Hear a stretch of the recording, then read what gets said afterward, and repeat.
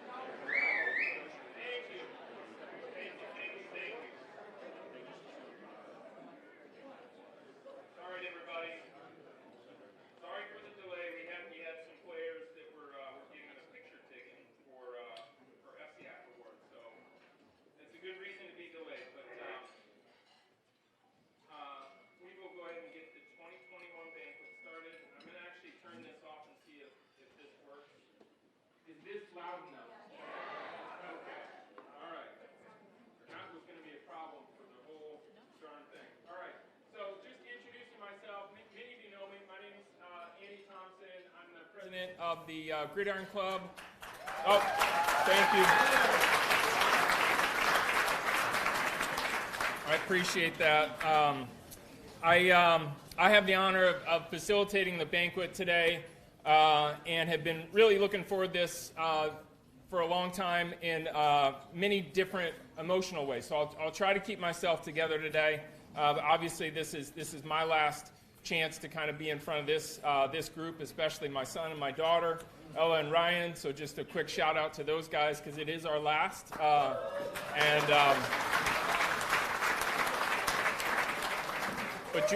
But Julie and I are not going anywhere. We're still going to be part of the Staples football community, let's just say. Not necessarily in this capacity, but this is a special day for me, and I appreciate you giving the time to be here. Okay, so I just want to open with a welcome to all the folks that are here, right? So we've got our incredible players, right? We've got our players.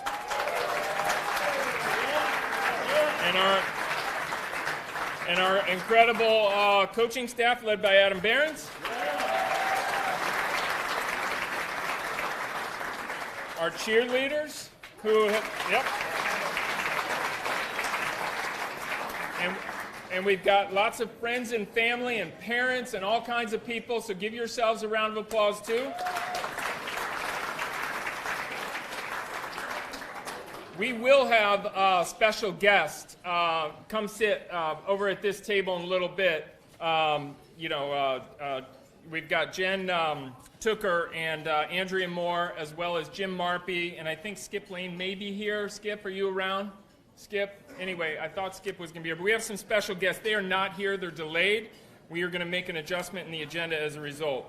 And then I just want to acknowledge that we are on live stream right now. So for anyone who's listening out there on the live stream, hopefully this is a good experience for you guys. We'll keep it moving and interactive. But let's give a round of applause to everyone at home who supported us all season.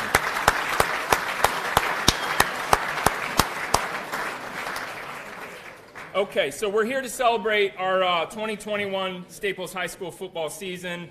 We're here to celebrate our athletes. Obviously, that's really the purpose of this, and especially our seniors, but we're also here to recognize the community that comes around this amazing program each and every year, and I think this year was a very special year, not just because of the success on the field, but I think there's a lot to frankly be thankful for, right? I think we're all very thankful that we had a full season. I think we're very proud of where the program is, and I think we have a bright future ahead for Staples football, and I think that that's a testament to the young men in this room and the coaches who put their hearts out there each and every day, and I'm just very proud of them.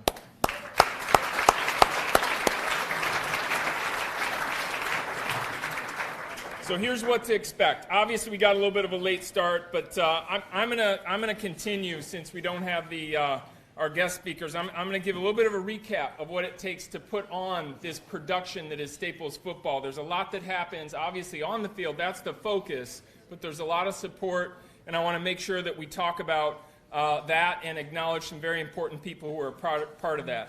Obviously, lunch has already started, but we'll kind of hold the main course for a little bit till we get through that. We'll do lunch, and then after lunch, it's going to be all about our coaches and our athletes. We're going to turn the mic over to Adam and his staff. We're going to acknowledge and focus on those athletes, focus on those seniors, and then we're going to close with a highlight montage, right? I think Mickey may have something special for us in there as well. So thank you for wearing the masks on the way in. Thank you for wearing the mask when you're not eating or drinking. I just had to say that. And then finally, if you didn't get the wine pull, hopefully all those got taken care of. Kathleen, you can let me know we're good, hopefully. And we will have a few special items that will silent auction off along the way as well. All right, so we're skipping special guests for a minute.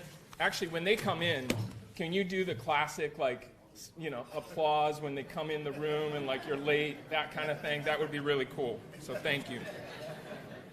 All right. I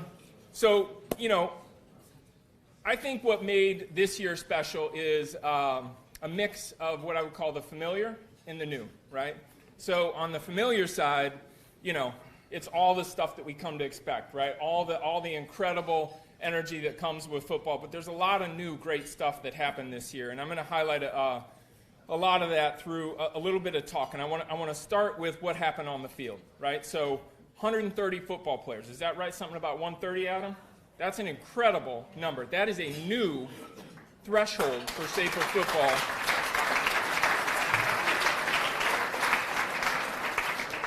Yep, and I think obviously, very, very strong team, very, very, very led by a very, very strong senior class who displayed a hell of a lot of leadership, and I think also a very, very strong pipeline of young athletes that are going to carry this program forward in a special way. So that's obviously the focus. So thank you to the players. All right, on the sidelines, you got 14 coaches. We got the best coaching staff in Connecticut. I've said it before. You guys put your heart out there each and every day for these players. And, I know that's not just on the field. That's in the locker room. That's film. That's strength and conditioning. That's all those things that you guys do, and it is 100% appreciated. Our trainers, Corey and Tyler, they're not here, but obviously they're a big part of keeping our athletes healthy and safe. We do have our manager, Devin Jarvis, here. Is Devin, you here? Devin, come on up, Devin. Come on up. Come on up.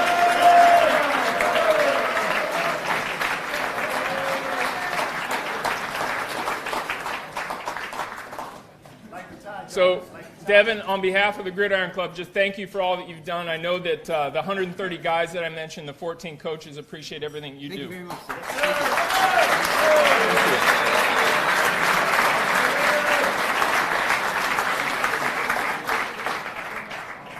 All right.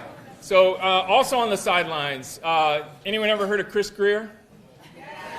Chris isn't here, but man, he takes some really, really good pictures, right? Like those photos. And we also have to thank someone that we see on the sidelines quite a lot, who is really behind the scenes, Marty Leisvik. Marty's not here, but we get some great support from the staff. Thank you. Yep. All right, so just one rung out. On the track. Who's on the track? It's our cheerleaders. Our cheerleaders are on the track, and they are led by Coaches Sophia and Coach Whitney, and there's 33 cheer athletes, right? So that's a big squad as well. Record numbers for you guys, is that right? Record numbers, 33 cheerleaders? Record numbers, so that's incredible. So they bring... All year, I'm not going to say a lot about cheerleaders now because I'm going to say something later, but I would just say all year they brought the energy and they brought athleticism, and something new they brought this year, which I thought was great, was the more tumbling and the more, I think there was basket tosses even going on the sidelines. This was an athletic group of cheerleaders who really put it out there, including the halftime routines. And also the T-shirt toss. If you were ever in the fans and got a T-shirt, I think it was directed more at the students, but that was pretty special. I think Julianne had maybe that idea on getting that done. So that was awesome. So thank you. Okay. In the stands, we had an amazing support from our fans, right? And I think we have the best atmosphere in the FCAC, and I think we've even had some reporters comment on that. So it's not just us saying it. We do have an incredible atmosphere when we get that stadium packed. And I think we did have something new there. We had a record for the homecoming game. Most Staples fans showed up ever for a game.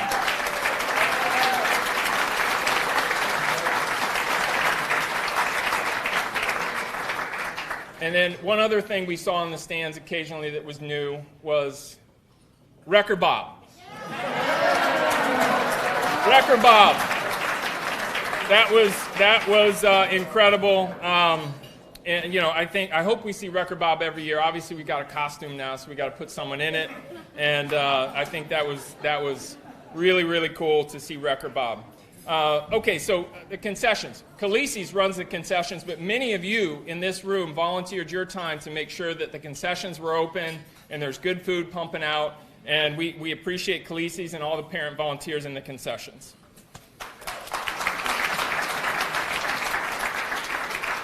So now think about what happens in the press box, right? So the press box, there's a lot of serious people up in the press box, and I want to acknowledge those people.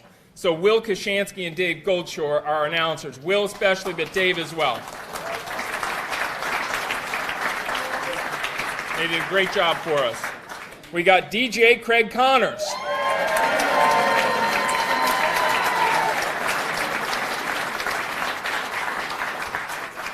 We've got videographer Chris O'Shea from O'Shea Productions right back here.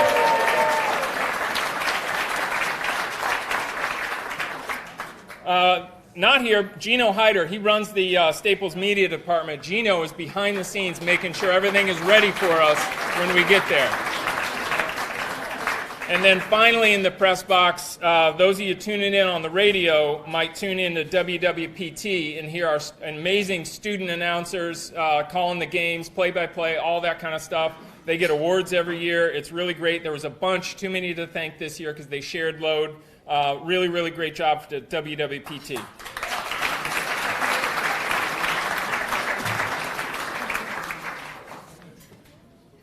Okay. I think our special guests may be here. Let's give them a round of applause as they make their way.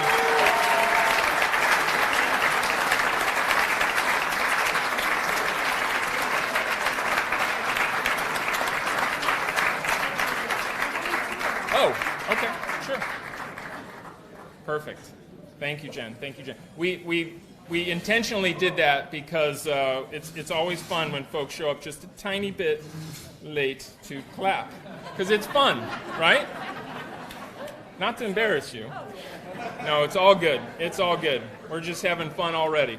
Okay, so all right. So then, now let's bring it out a little bit more. So up top at the tailgate, does anyone ever attend a tailgate for Staples High School? It's pretty darn good. And the reason why it's pretty darn good is because of the captain's parents. I don't even know if this is the responsibility of the captain's parents, but the captain's parents are responsible for making sure that tailgate goes off without a hitch. Every time for a home game, there's hustle to make sure that we put the stakes in the ground for our Platinum members by like 3:30, 4 p.m.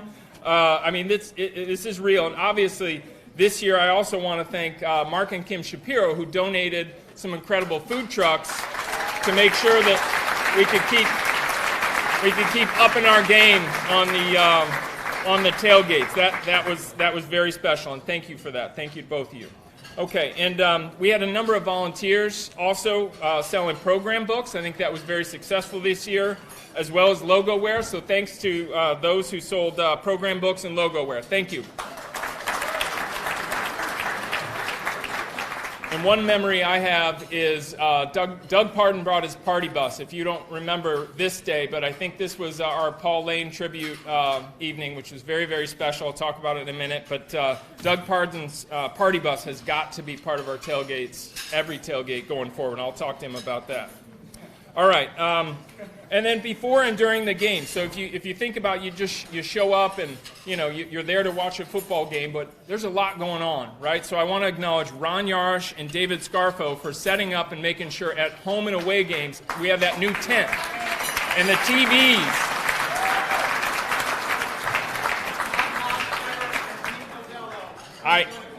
I also, my next bullet, you're incredible, is a special thanks to Tom Hofstetter and Pete Novello for also helping.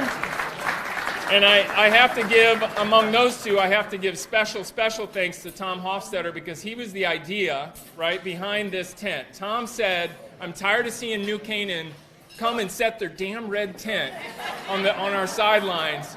And what the heck, what's going on? And I think it was a week later, you rolled in a TV that was in your basement that wasn't being used and an iPad, and we ordered a tent, and I couldn't believe how fast that came given the supply chain issues. But it wouldn't have happened without you, Tom, so we appreciate that.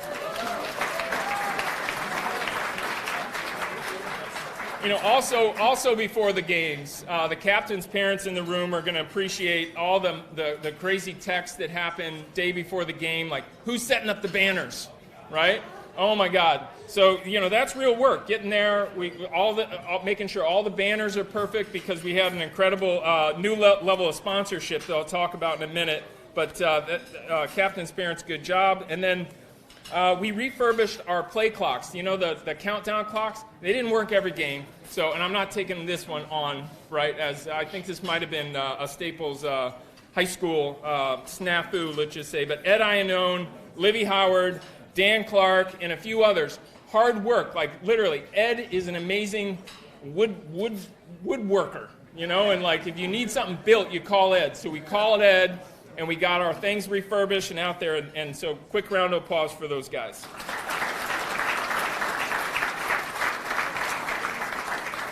And then before the game also, we have our Staples players who come out and sing the national anthem. And I just want to acknowledge that they do an incredible job for us. The fact that we have live singing for our national anthem and the quality of that is so good is just a testament to the Staples players program, and we thank them.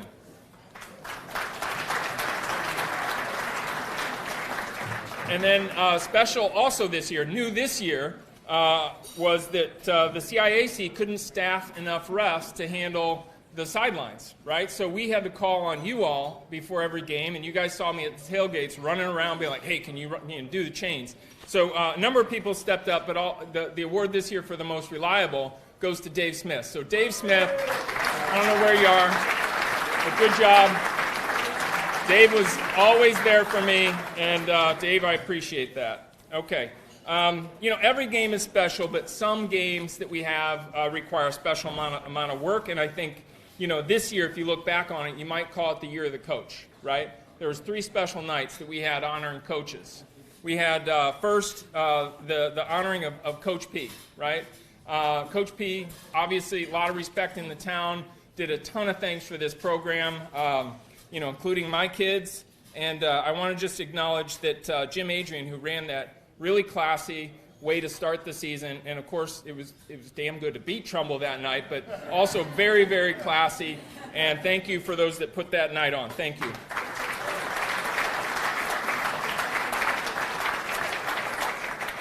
And then we had another night to honor Coach Scott Turkel, and I think that was something obviously very emotional, very connected to especially our senior players who grew up playing for Coach Scott in their early years, and just special thanks specifically to the Scarfo and Teitelbaum families, but I know there were many others. I'm just calling you guys out because I know you put a lot into that and making sure that it happened.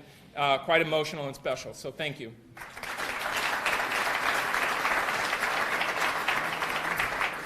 And then finally, the night we dedicated the Coach Paul Lane Field. That was obviously, it's a milestone, right? It's when you put the flag down and you say this coach really had an impact.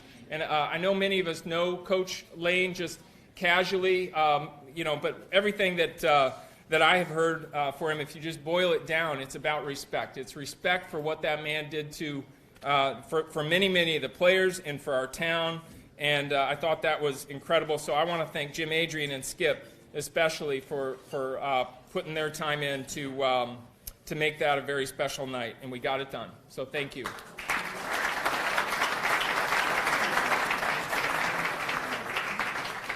And then there was a few, those were the special nights, but then you got the familiar nights, right? So homecoming, largest attendance, so that was special. I don't think we did anything other than sell tickets to that. There was probably some special decorations I don't remember, so anyone who contributed to that, please accept my thanks.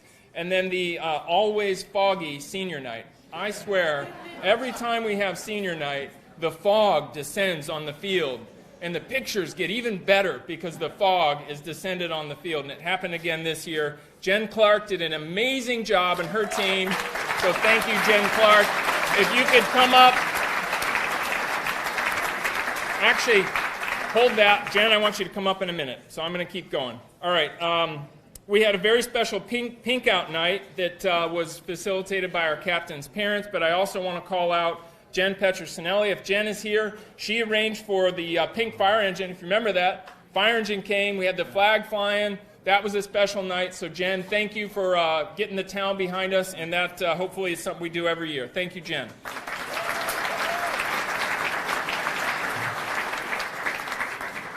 All right, so now behind the scenes, right? So behind the scenes, we have the best booster club in the state of Connecticut. And I'm not just saying that because I'm in charge, but because it will be the best booster club next year and the year after and the year after, just like it has been in the past. So I do want to thank our Gridiron Club board, led by Jim Adrian, and our 7 board members, all of whom put their heart into this, as well as their pocketbooks, frankly, and I think that's to be acknowledged.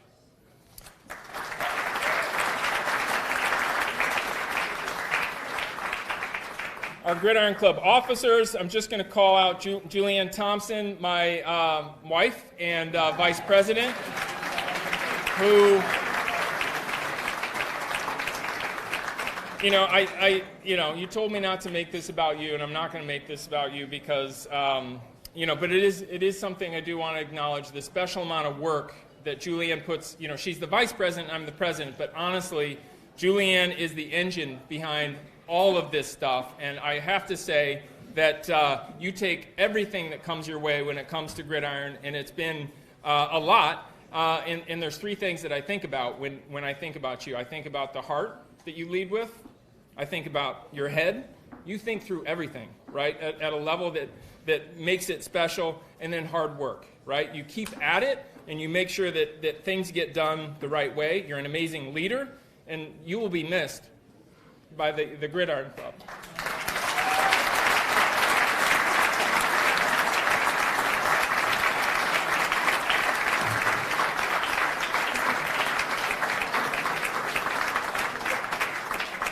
Okay. I have a few other key leaders to mention, and when I call your name, I'd like you to come up. Okay? All right. So, and these are folks that are playing key leadership roles within the Gridiron Club to make all this happen, okay? First, I want to call Kim Shapiro up for her contribution to membership. She recruited 84 of you to sign up. There was 18 platinum members, and I already mentioned the food trucks, but Kim, thank you so much for all the work that you did on membership.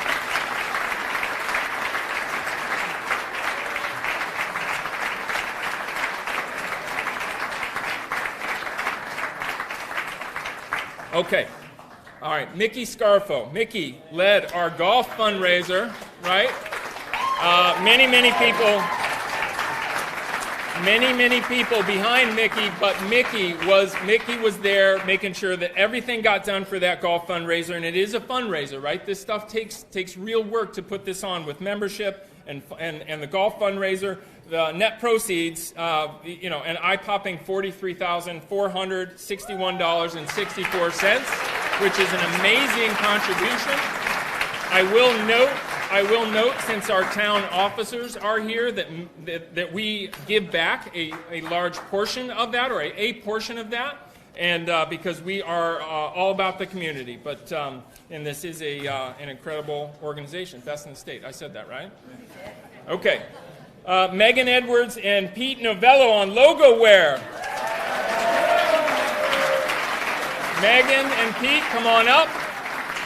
You guys put out some of the coolest gear ever with the most awesome design, and obviously the Record Bob thing is now showing up on all the logo wear, and I think people want more of it, right? Record Bob. You guys did a great job.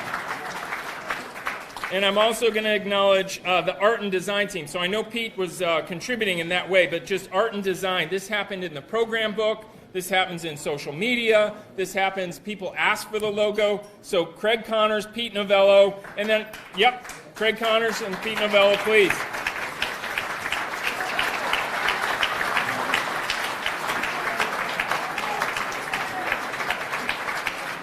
And there's a student, Aiden Canary, friends of many of these folks in the room, the students in the room, who also contributed a lot of the graphics you guys saw up on the scoreboard. So Aiden did a great job. All right, I want to thank Jen Clark to come up for senior night. Jen, I mentioned you, but please come up and get your gift. Senior night was very, very special, as it is every year, but you did a great job. Diane Hillhouse, who handles our website, deserves acknowledgement. Thank you, Diane. It's not easy to work with our website hosting team. They are not the most responsive people in the world when you need help. I can tell you that. And then Kathleen Nealon, who deserves all the credit, along with my wife Julianne, for tonight, for the banquet. She got it done. I will also say, Kathleen, you asked me to also acknowledge the many other people who have contributed today. Look at this beautiful room, all the things that are set up. This is going to be an incredible day, and thank you, Kathleen.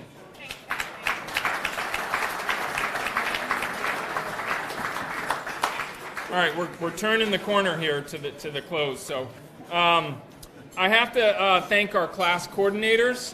These are parents who step up at the beginning of the year not knowing what they're getting into, and they just help make things happen. And so senior class coordinator Mickey Scarfo, junior coordinator Tom Holloman, sophomore coordinators Tina Cerrito and Vanessa Keefe,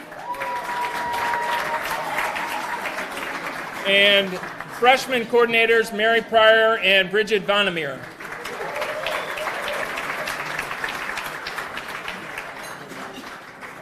Okay, captains' parents deserve recognition, even though like that sounds weird, like captains' parents deserve recognition, but you know, it's actually a job. This is one of the things that you learn. They coordinated our pasta dinners for both football and the cheer team. They coordinated the hallway decorations. You might not have ever known that in the hallway that leads to the locker room, there's a slogan. Every game we come up with a slogan, and it's taped on the wall. And that gets done by the captain's parents. The program book that you all enjoyed and hopefully bought. The banners, this new program on diamond sponsorship was spearheaded by these captains' parents. The tailgates, and then Little Barn. You guys always are at the Little Barn. It's incredible, and there might have been some shenanigans happening last night. So, all good. So thank you. Round of applause to the captain's parents.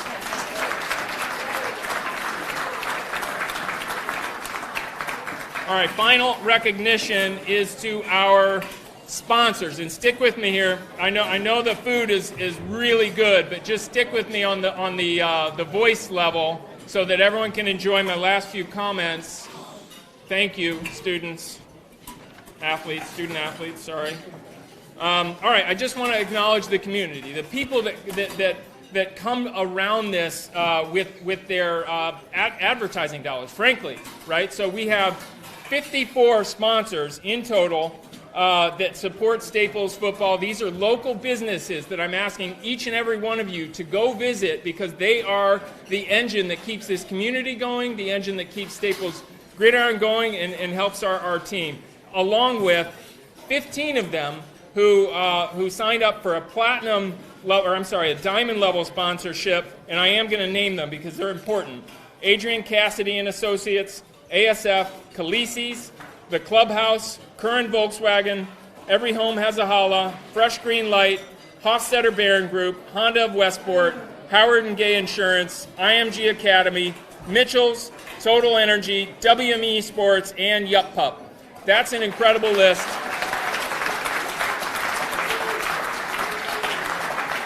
And we thank them. Okay, so in closing, I do want to just say that I opened this maybe a little bit longer than I thought speech talking about the bright future, right, that we have. I will say that it takes a village, right? And what makes the future, right? What makes the future is football, the greatest game, team sport, the greatest team sport, I think, that exists, right? And all you players, you're always going to remember this. That's for sure.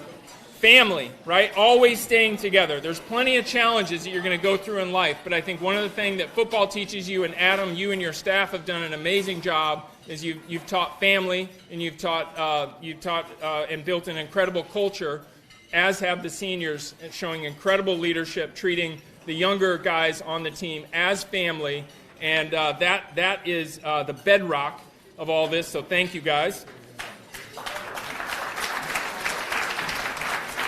I think you're going to get a sense for the theme, F theme. Fundamentals, right? So including all that we just talked about. So I think everything we just talked about is fundamentals. Fundamentally, I'm not going to be here next year saying this stuff. Someone else is. I sure heck to hope they're going to be as proud of the fundamentals of putting this stuff on every year, and that we're going to do that on and off the field. It's fun, right? I think fun is critical, and I think everyone's having a lot of fun.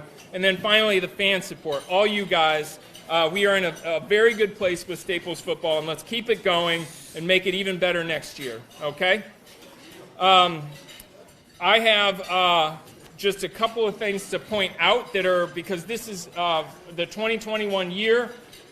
Anyone who would like, at the end, we're going to have some silent auction forms on the side.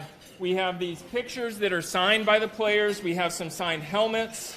We have the banner that's up front, and there's another banner that's signed just like it.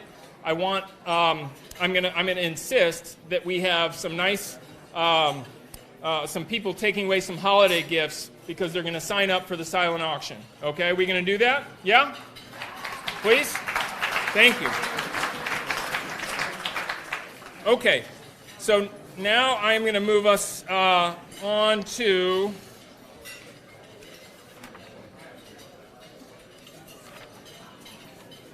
the next part, which I'm just going to do from the heart, I think, now, because I can't find my paper.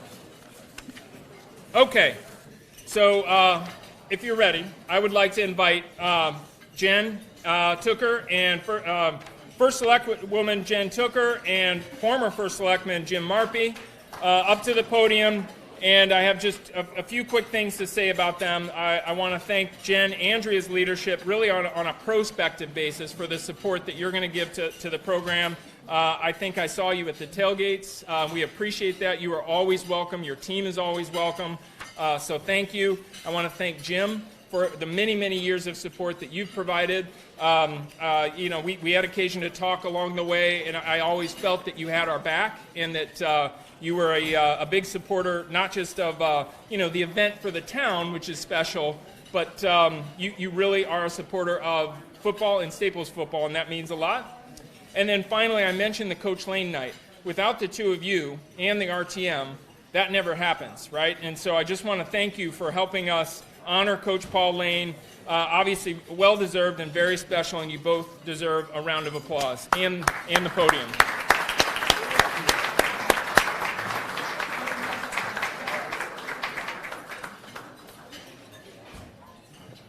I'm just going to stand. I'm just going to stand there. All I'm right. just the arm kid. So am I the last thing standing between you and food? I already lost that battle, right? Okay, good. All right. It's really a pleasure to be here. I'm Jen Tooker. I'm your newly elected First Select Woman, and thank you.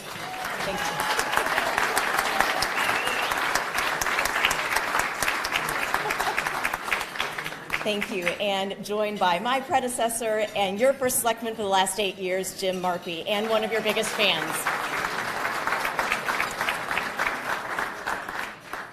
I am a longtime supporter of this program. While my son Jack did not play football, he was a 2019 Staples grad. A lot of my friends' kids did and still do, and so I look forward to continuing to support this great program and can't wait to watch you guys play lots of good games on that wonderful, beautiful, newly dedicated Coach Paul Lane field, which is just great.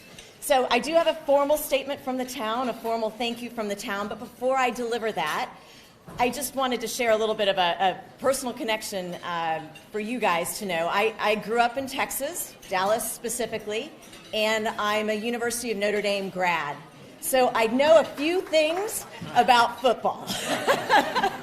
And I know just a little bit about how important a football program is to a school and to a community. And just how important a football program is in building community. Exactly what you all are doing. So, players, we're here today to really celebrate you and the season you had, both as individuals and as a team. and really excited to celebrate you today. Coaches, we're here to celebrate you today for everything you do for our kids, our program, our town. It is not easy to be a coach these days. We know that, and we're so grateful for all the work you do and the dedication you show. And parents, we are here to celebrate you today too. I'm a mother of 3 athletes. I know what a joy it is to support our kids in their athletic endeavors, but I also know it's a true family commitment.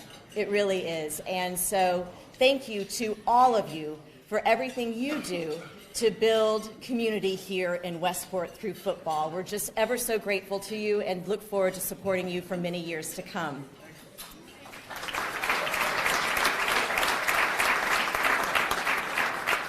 So with that, I will read the formal, I don't even know what these are called. What are they called, Jim? Proclamations. There we go. All right, here we go. Commendations. All right, in recognition of your hard work, commitment, and perseverance, the town of Westport honors the Staples High School football program. These fine young athletes exemplify tireless and exuberant dedication to their sport. As a result of their team-building exercises and ongoing sportsmanship, the 2021 Staples High School football program possesses a drive and competitive spirit that will prove beneficial in your lives now and into the future. To the coaches, parents, families, and friends, we are grateful for your unwavering support. So on behalf of the town of Westport and as its first select woman, I offer hearty congratulations and best wishes to the team. Let's have a great lunch and a great banquet. Congratulations.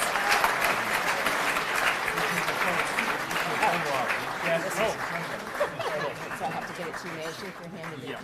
I already did. Of course. No worries. Congratulations. Okay. Everyone was good? We're good.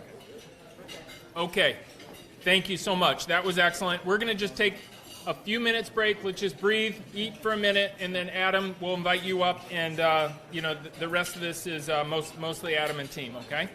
All right. Thank you.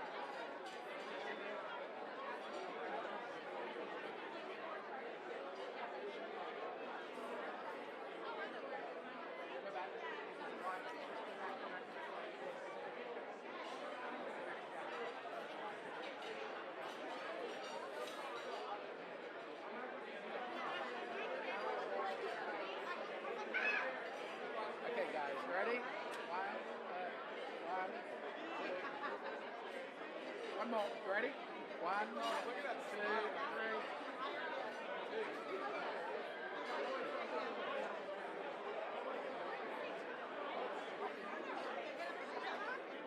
Go back.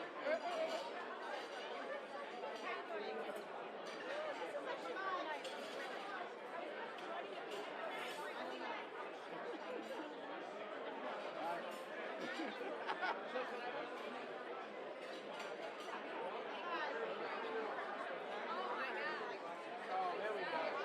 That way then.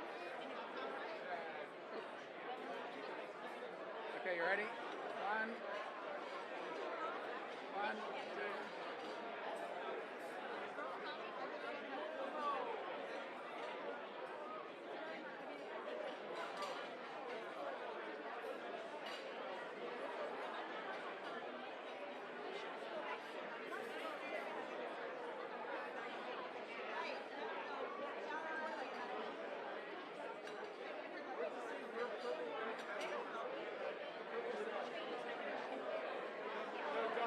Purple zipper.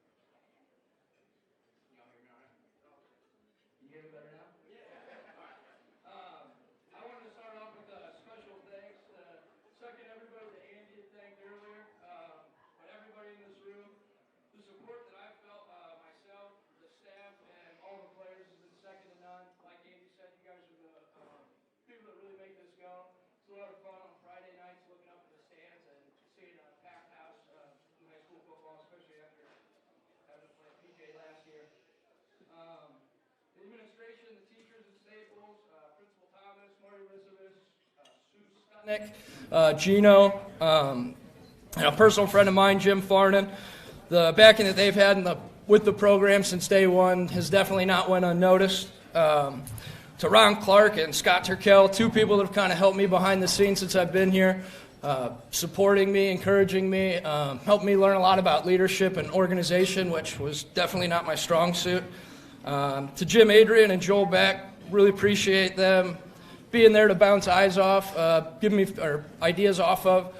me a lot of different feedback, and have been two guys that have been really good friends and mentors to me since I've been in town. And then a very special thank you to Julianne and Andy. I would not be able to do anything, and I don't even know if I would still be here if it wasn't for them. They make my job 100 times easier. You help get everything moving in the right direction. Staples definitely wouldn't be what it is without you guys. Your attention to detail, like you had said about Julianne, is definitely second to none. Again, something you guys have helped me a ton with. It was very nice to be able to lean on you guys during a lot of ups and the downs, and it was good to have a support system up here as I went through it. You guys have a genuine care for the football program, and I felt like a genuine care for myself, and that's meant a ton to me since I've been up here. And really just has made me realize that you guys are an extension of the community, and the way you guys have treated me has really been an extension of what everybody is here. So thank you guys very much.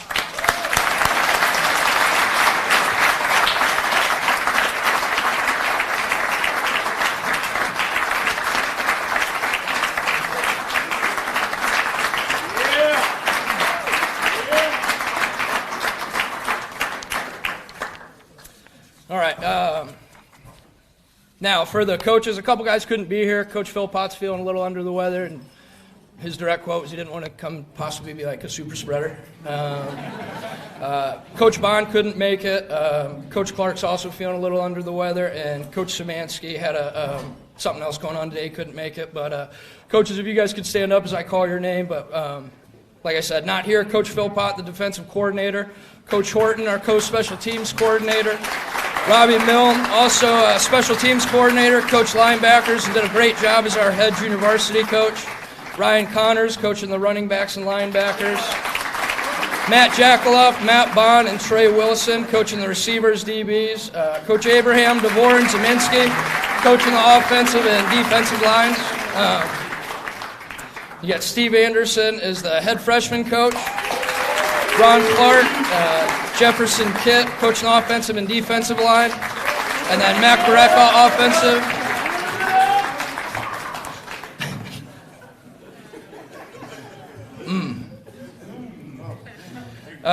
Mac Barreca, offensive line, defensive line, who also couldn't be here. With all you guys, I'm super proud to be able to coach and prepare with you guys every week. Your support and your loyalty and your friendship means everything to me.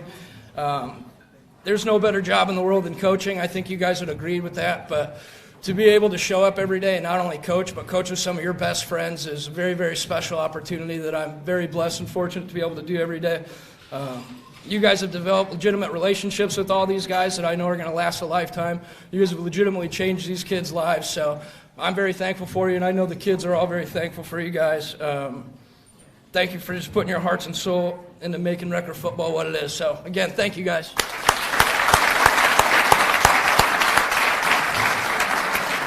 All right, I'm going to have Steve Anderson come up first, followed by Robbie Milne, just to kind of talk a little bit about the freshman and the junior varsity seasons.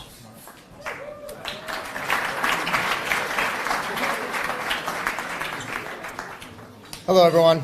I know during a lot of these banquets, there's a lot of things thrown around, so I'll kind of let everybody else do that for me today. One thing that I think that goes unspoken is about how you guys, players and parents, impact us as coaches. It feels like just yesterday, but 5 years ago, someone approached me about helping out with this so-called amazing local 8th grade football team. Sounded intriguing, but at the time I was coaching the Staples girls freshman soccer team. The thought of going from coaching 14-year-old girls on the soccer pitch to football practice on the gridiron was truly a little overwhelming. But after a little bit of careful consideration, of course, I said yes to any coaching opportunity. From that moment, I met many of you seniors. It forever changed my life. It took a little convincing for me to coach high school football. This was not because I didn't want to do it, more because I had played football myself, and I knew how much time and commitment and sacrifice that went into this program for all of you guys in this room to be successful. The thought of having that senior class one more year, though, at the freshman level was too hard to give up. So, of course, I said yes. Fast forward 5 years later, here we are. We're at your senior banquet.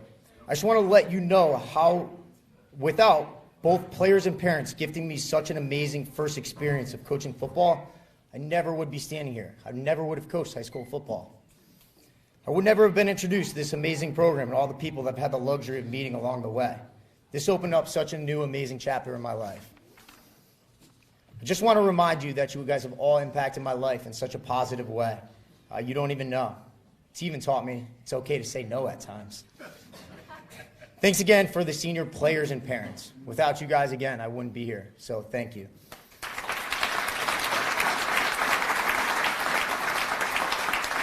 Now let's get on to the freshmen of 2021. Before we talk about our team, I need to give, obviously, a special thanks to my coaching staff, Coach Bareka. He's not here today, but this was his second year here, and he, this will be his last year. He got a new job up in Boston. He's a Recker alumni, and I know that he's going to be a huge supporter of this program moving forward. Coach Kit, this was his first year. A lot of you guys recognize him. He's been a staple in our Westport football program for many years, and this is his first year with Coach in high school, and it was really an awesome experience. So thank you, Coach Kit.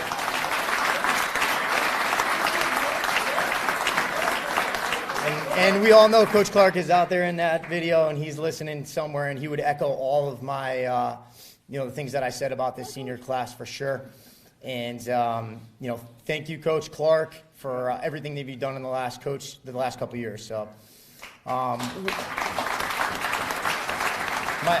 my all-field coaching staff, those people really are what makes this whole thing move forward. So Marie Pryor and Bridget Vandermeer, thank you guys again. You guys are awesome.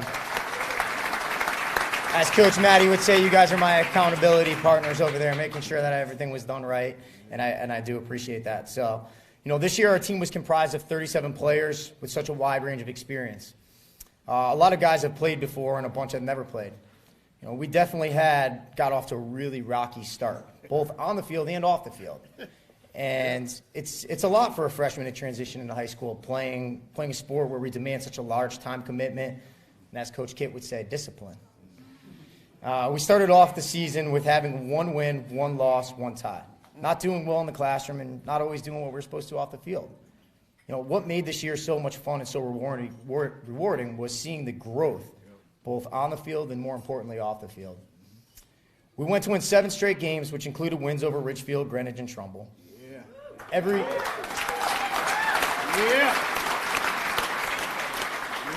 Every single player brought their grades up by the end of the first semester, and quite frankly, we weren't knuckleheads anymore off the field.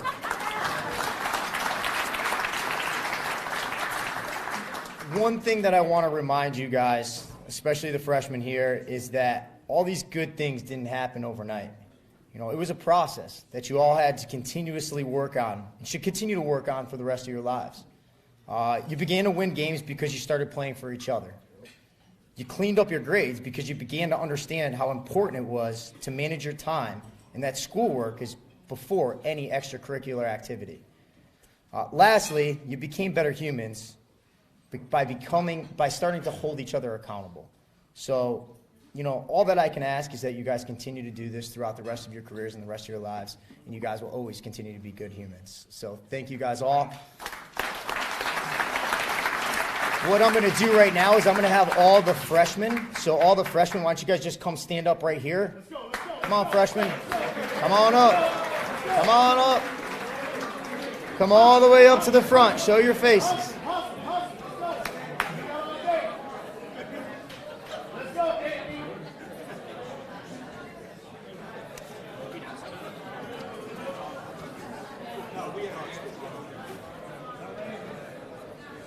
All right, so what I'm going to do really quick here is, and let's just hold our round of applause till the end. What I'm going to do is you guys good? You make it up here? Yeah, short guys in the front. There we go. Oh, you could help that. That would be great. All right, so everybody, if you could, just hold your round of applause for the end, and I'm going to just say everybody's name. Matthew Allen, Anthony Armentano, Matthew. William Borowski. You guys can come up and grab it once we say your name. William Borowski, Cooper Brundage, Davis Crandall, Jake Davis, Jarrett DeLuca, Brady Dennett, Will Dransfield, Kyle Dulac, Alex Esser, Cody Goldman, Daniel Hamilton, RJ Kickham, Jack Konesic, VK,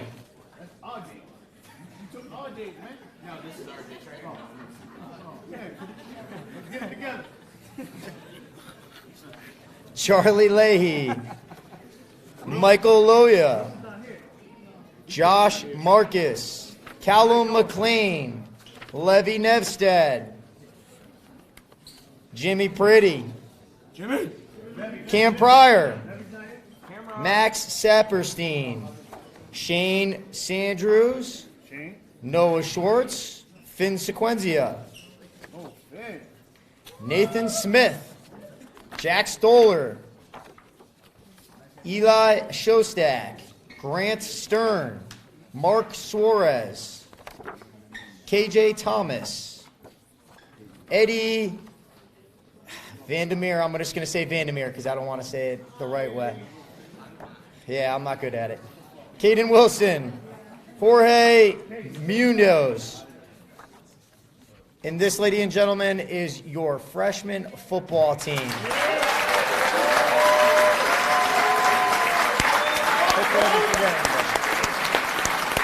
Thank you. Extras, I'll take these. Thanks, guys. One line, man, one line.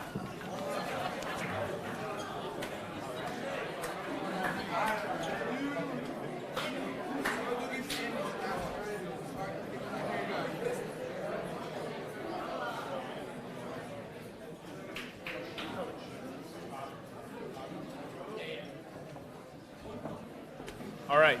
Now, Robbie, if you could come up and acknowledge the JV team, that'd be great. Thank you. All right, Robbie. Coach Robbie. Yeah.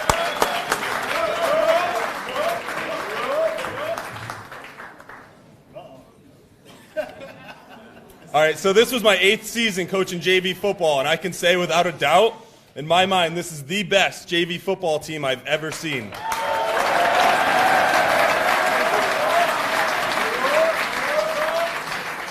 The numbers don't lie. In the 8 games, they scored 326 total points. They were only scored on for 120. That puts their average at just above 40 points per game, while only giving up 15 points per game.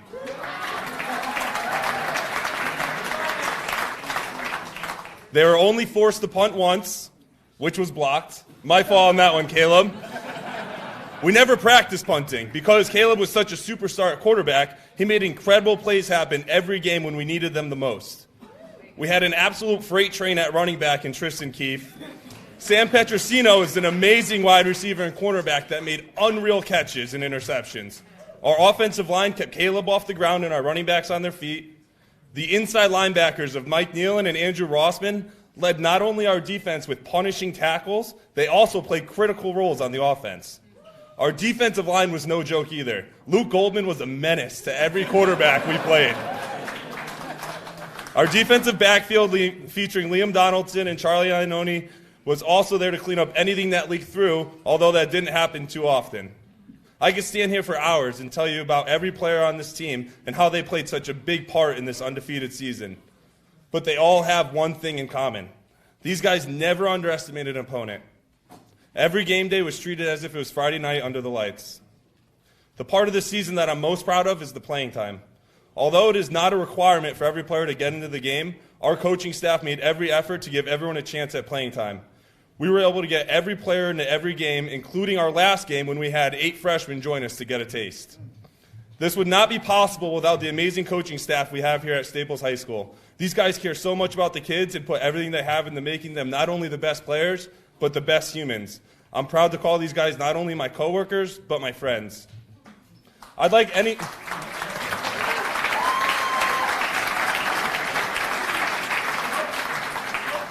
player that played on JV, just stand up at your seats for me real quick. I just want to let you guys know I'm so proud of the effort you guys put in this year.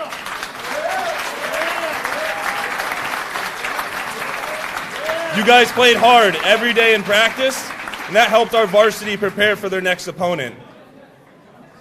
You left no doubt every day that you care about this football program. Let's have a well-deserved round of applause for your undefeated JV football team.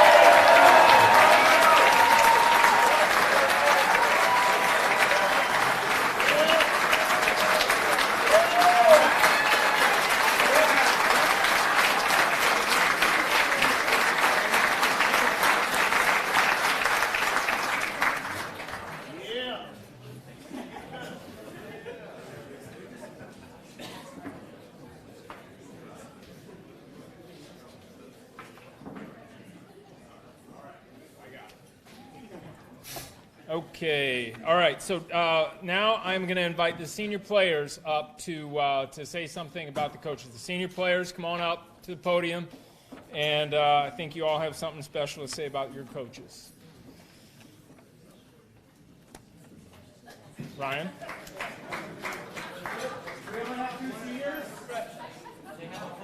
Where'd they go?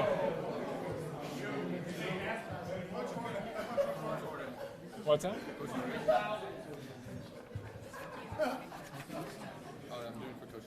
Okay.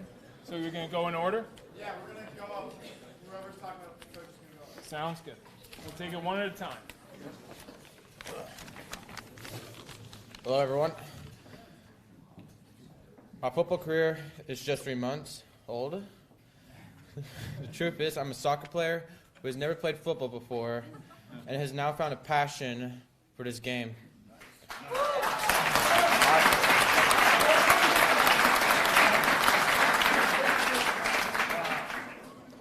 I often wonder what's the chance of me joining a football team so late in high school if I was so welcoming, passionate, committed, and inspiring. However, none of the excitement I have experienced this year would be real without the support of Coach Horton. I want to thank him here today. For my very first day at practice, he immediately took me in and spent the time to teach me the fundamentals of kicking and football. He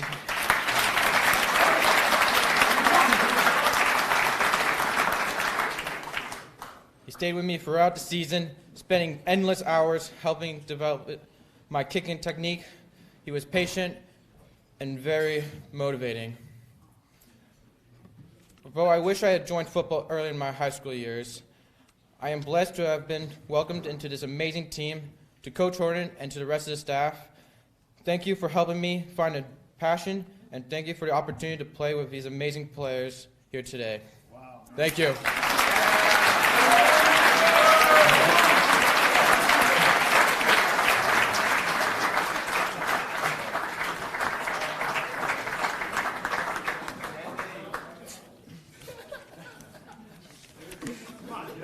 I got it. Hello, okay. When I first saw bald man, Coach Horton, I didn't know what to expect. I thought he was a bit of a jackass at first. He still is. But as the season went on, we built an incredible bond. I got to spend a lot of time with him. Lucky me. He taught me some incredible life skills, such as punting a football, holding a football. I truly did enjoy every second of this season, though. Whether we were punting across the field and at every drill imaginable at practice, just ask Coach Robbie, going into the locker room when it was too cold outside to watch film, and just messing around at practice because we're kickers and had nothing better to do. Coach Barons didn't hear that. Thank you so much to Coach Horton for making my first and only football experience one to remember.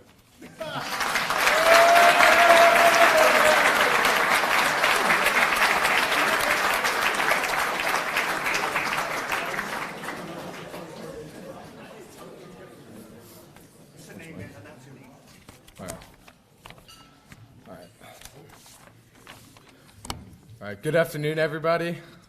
I'm up here today to mention a coach that has impacted me and my teammates' lives in a multitude of ways. Coach Jesse. I'll never forget on one of the first days of practice when I first met Coach Jesse and asked him a question on my position.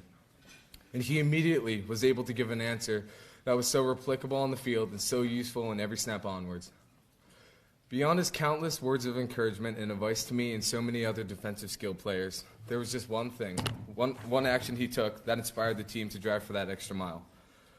I'll always remember this one time when we were running sprints across the field and getting seamlessly tired, as were the rest of the team. But seeing to my left, Coach there, running with us, stating his words of encouragement and giving it his all.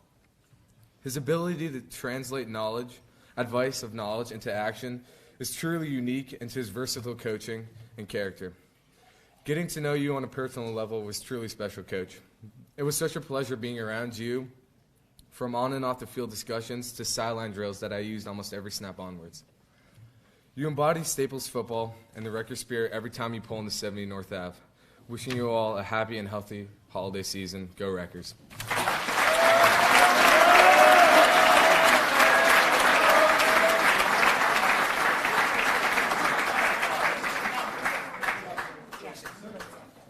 Introduce yourself as well. Okay.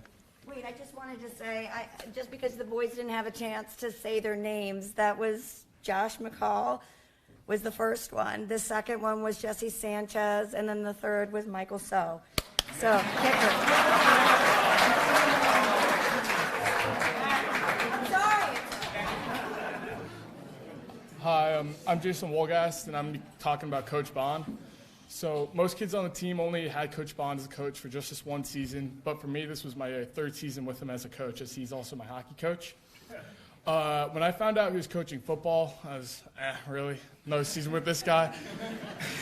No, I'm joking. I was very excited, and I was also curious to see what he could bring to this program, as he knew nothing about the Staples football culture. When he came in here, he instantly did anything he could to try and help the team.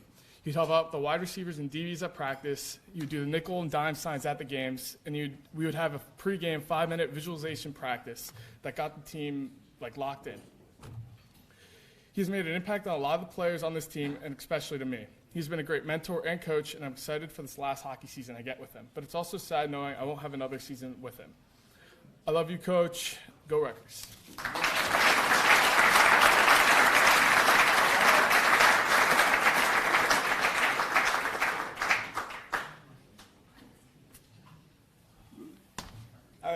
Hello, everyone. I'm Benji Teitelbaum. Miles is going to be up here and talk about Trey today, but unfortunately he couldn't be here with us.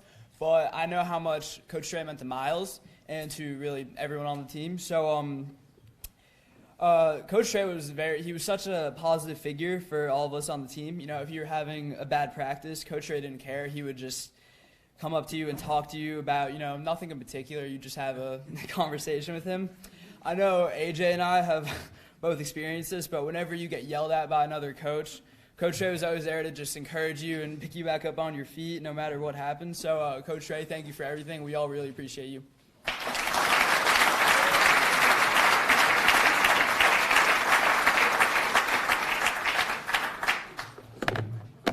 What's up, guys? I'm AJ Darby. I'm here to talk about Coach Trey.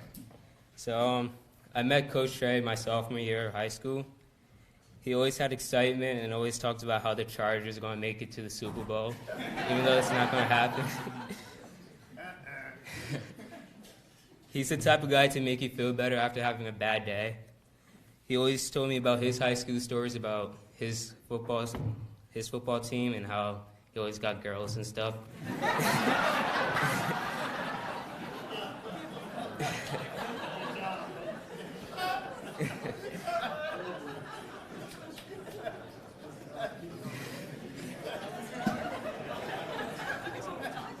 Oh, sorry. Thank you for always being there for me when I was feeling down on myself after a bad play or after a bad practice. And to the whole coaching staff, I will miss you guys, and thank you for a good season.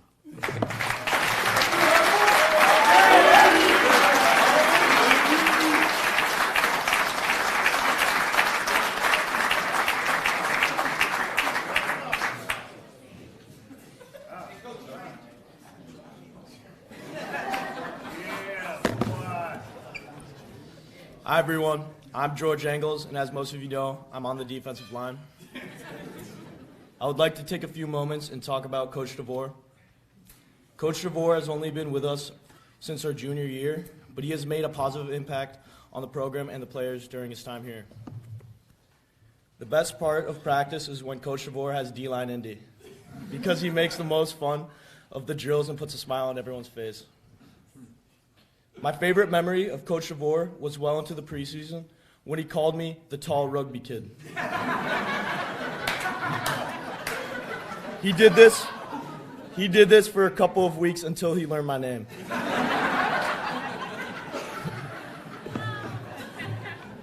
This year, he has really united the linemen into a family, creating the strongest brotherhood between us. That's what you need to become a successful team, and he did that. He has taught us to play together and play your hardest so that your team becomes successful. Through his coaching, he has implemented the idea that everyone plays to better their team and each other, not themselves. That's what makes a brotherhood. Finally, Coach DeVore, thank you for the last 2 years. I came to the program as a lanky freshman, not having any idea how to play football, to having a very successful senior year. And I thank you for that. You have changed who I am on and off the field. You showed me what it means to be a record. Thank you.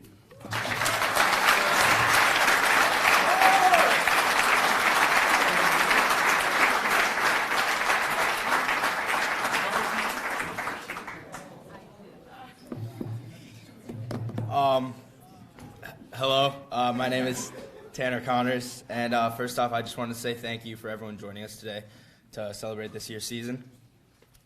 It was sophomore year, and I was standing on the sideline during the JV Ridgefield game. I watched our offense run the ball as they marched down the field. Running the ball looked fun, really fun. Next thing I knew, I found myself asking Coach Connors if he could teach me running back. He looked at me and gave me that classic Coach Connors smirk and said he'd teach me in practice. From that moment on, I never looked back. A great coach, a great role model, and a great friend. Coach Connors has it all. I can confidently say that he has affected the whole team in a positive way. With his great humor and positive mindset, just his presence in the locker room made the whole season that much better. Not only did he introduce a whole new element of the game, not only did he introduce me to a whole new element of the game, but he has taught me so many life lessons. Coach, thank you for teaching me how to make my cut at the line of scrimmage, as it has taught me the patience, as it has taught me patience and self-control. Thank you for telling me to read the hole for cutbacks, as I should read a situation carefully before making decisions. Thank you for making fun of my triceps, as it has taught me the importance of balance and stability. And thank you for taking me out in certain games, as it has taught me selflessness and self-control. All of these lessons, as well as all of the memories we've made, will be carried on with me throughout my life. Once again, thank you for everything, Coach. Dog Pound forever.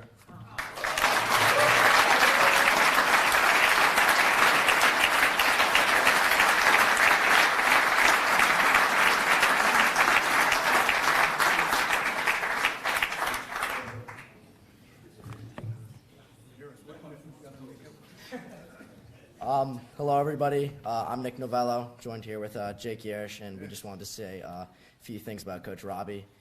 First, we want to talk about Coach's dedication to Staples football. From our understanding, Coach Robbie works a full job in Shelton, and he still made it to every single practice on time, no matter what the circumstances were.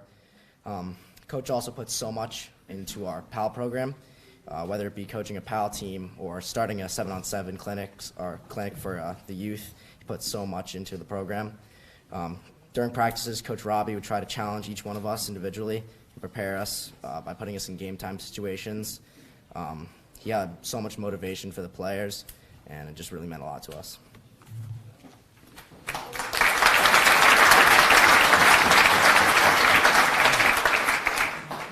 Coach Robbie was always able to bring us into the huddle during a timeout and have a smile on his face no matter the score. He would always reassure us that we know what we are doing and we haven't seen anything that we didn't already see in practice that week. Although sometimes his hand signals on the sideline could be confusing, Coach Robbie never failed to put a smile on our faces and give us the confidence we needed to win. Coach also did much more than just teaching us how to be better football players. He created a mentality for the defense early in the season to always be competing, and he always challenged each one of us to make sure we didn't leave any regrets on the field. I think that we speak for the entire team in saying this. Thank you, Coach. You mean so much to this program and are a huge reason why Staples football was so fun this year.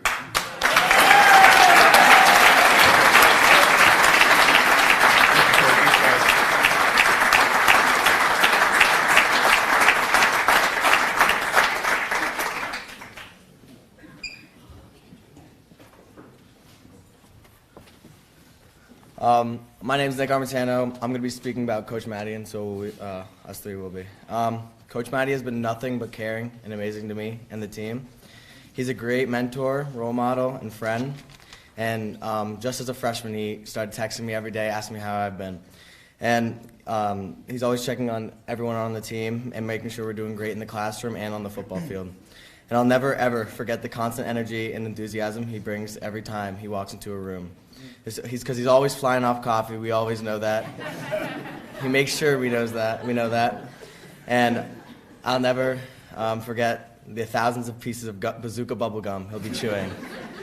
I just want to say thank you, Coach. I love you, and I'll miss you, definitely.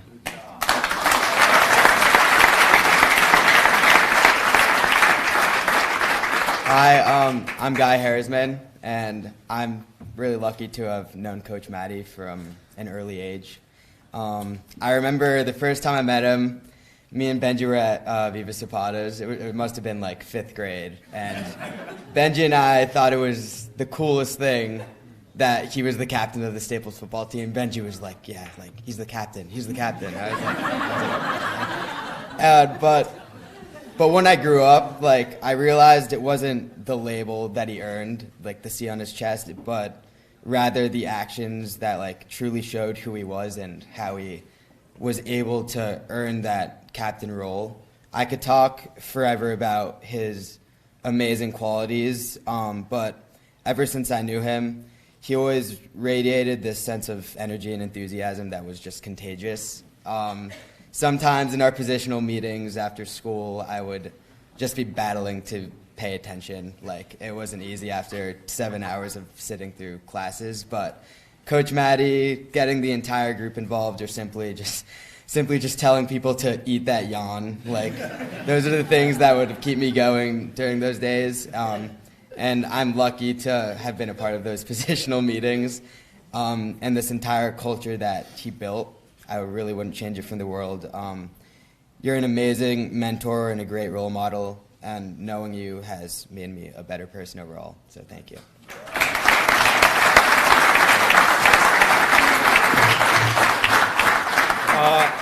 I'm Andrew O'Loughlin. This was my first year playing football, and Coach Matty was actually the reason I started playing football. And he just came up to me after like one of our first lacrosse scrimmages and like, you should definitely play football next year.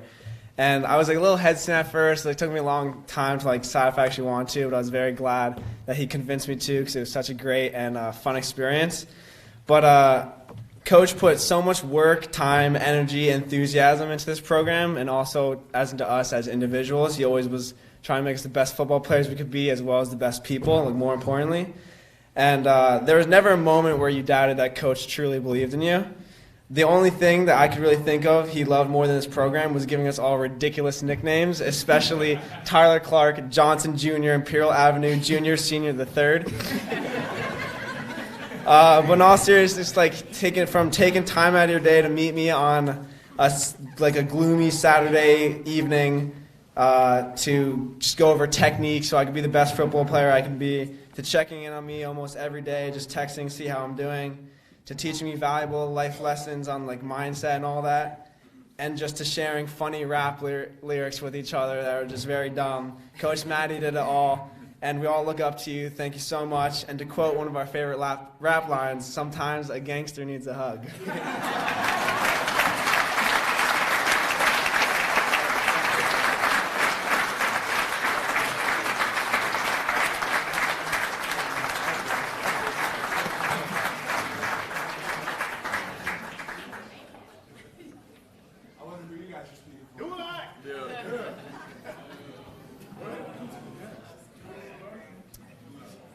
Hi, everyone. I'm Noah Hofstern. As most of you know, we're the senior offensive linemen. We'd like to take a few moments.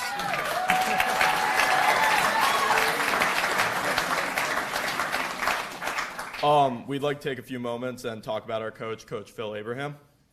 Coach Phil's been with us since our sophomore year. Back then, he was helping us out on the JV team.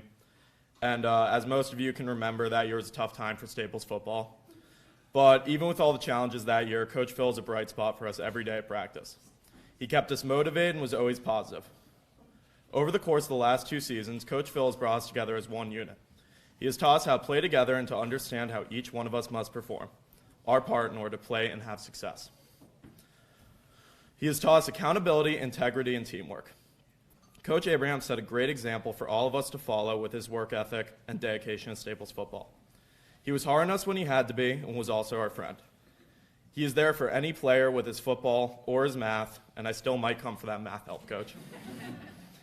Every Wednesday, we had film with Coach Phil, and during that time, he would critique our play, and one of us would get chewed out for something we did wrong in the game. He would first really lay into us, but then he would remind us that it's not that big a deal and we can fix it. We would then crack some jokes I probably shouldn't repeat in here. He really turned us into a family. Coach Abraham is a hardworking, dedicated man who still wants to have fun and build a real bond with us. Describing our relationship not only as a coach, but as his players, or not only as a coach and his players, but as our weird older brother or cousin or something. Thank you, Coach Abraham, for everything.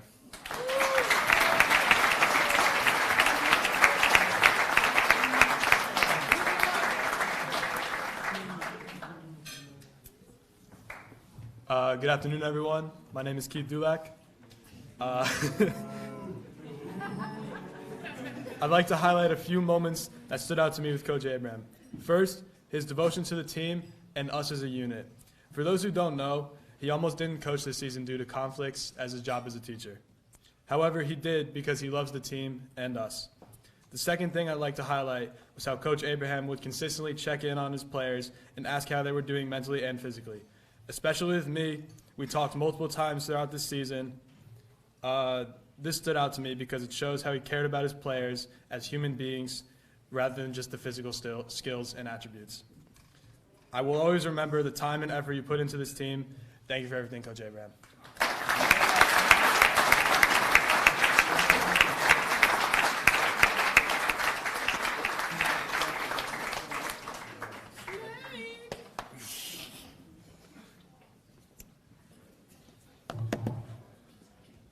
Hello, everyone. I'm Slade Anastasia, and I was the left tackle this year.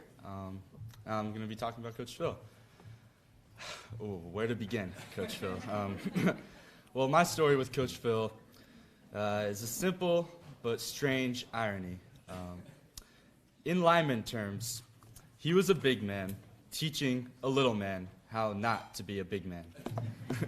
He helped me realize over the past 3 years that I didn't need to be 280 to get my job done, nor did I need to be recognized for it either. I simply just needed to get it done, no matter the circumstance and no matter the situation. I can still hear your frantic screams from the sideline, yelling audibles. I remember on Mondays and Wednesdays when Coach Phil would come strolling into practice with confidence you couldn't find anywhere else. It was that confidence that made our unit successful. He never doubted us, and he never tried to change who we were. Thank you, Coach Phil, for always being there for us, and even though you yourself won't, I know your lessons will travel with us for the rest of our lives. Thank you.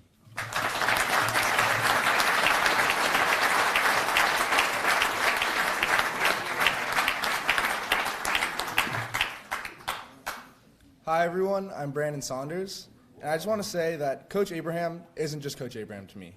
He's also Mr. Abraham. I am actually the only lineman who has Coach Abraham or Mr. Abraham as a teacher, and so I get to see Mr. Abraham more than just Mondays and Wednesdays, but every day of the week. And where I'm going with this is that Coach Abraham isn't just an everyday coach, but is smart with the game and really knows how to teach everybody. For me, I wasn't an lineman at the beginning of the season. I actually became a lineman 4 days before the Trumbull game. And so Coach Abraham, being the teacher that he is, really taught me the whole playbook in 4 days. So thank you, Coach Abraham, for everything you've done for me, for being an amazing coach, giving me the best offensive season, and doing so much for me. If you told me at the beginning of summer lifting this year that I was going to play center for every single varsity game this year, I would have cried.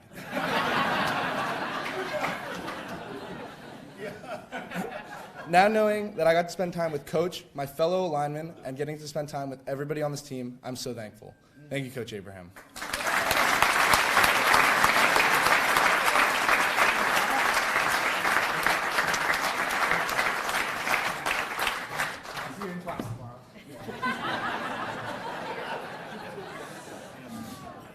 Hi, everyone. My name is Jack Edwards. So before I start with my speech, I just wanted to say a quick quote from the movie The Blind Side. Michael, remember when we first met? I was a little scared. You told me not to worry. You had my back. You remember that? Yes, ma'am. And if anyone tried to get to me, you would have stopped them, right? Yes, ma'am. And when you and SJ were in that car wreck, what did you do to the airbag? I stopped it. You stopped it. You stopped it. This team is your family, Michael. You have to protect them from those guys across the line. Almost every pregame, Coach Abraham would give a speech just like Miss Tui did to Michael. Protect the ones you love over everything else. It was the protecting that brought the executive Thompson protectors together. The whole idea of fighting for the ones next to you and being able to appreciate each other while never being appreciated is what he emphasized and preached. The special bond he helped create is one that will last forever. Thank you, Coach, for all of your hard work and inspiration that you have provided us with your time during our time as Staples O-linemen. You hold a special place in our heart, and we will always remember the words you taught us to live by and the bond you created, that we will have each other's backs in football and in life. Thank you.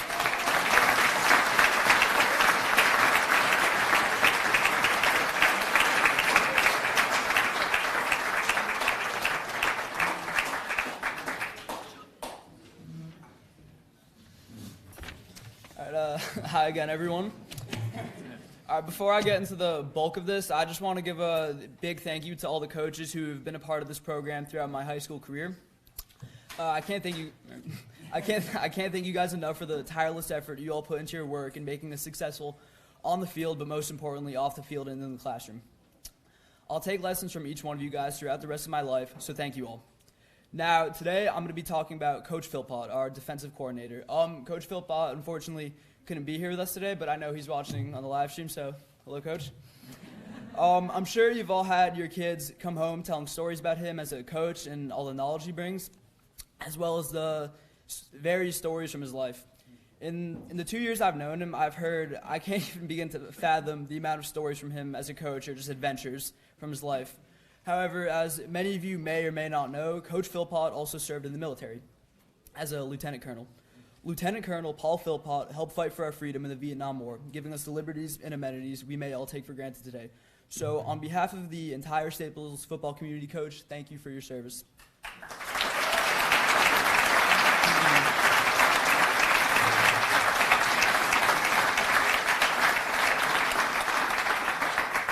Now, as a coach, I could be up here and talk for an hour about Coach Philpott, kind of like how he can talk for an hour about why we line up in a 2-high shell and cover 3.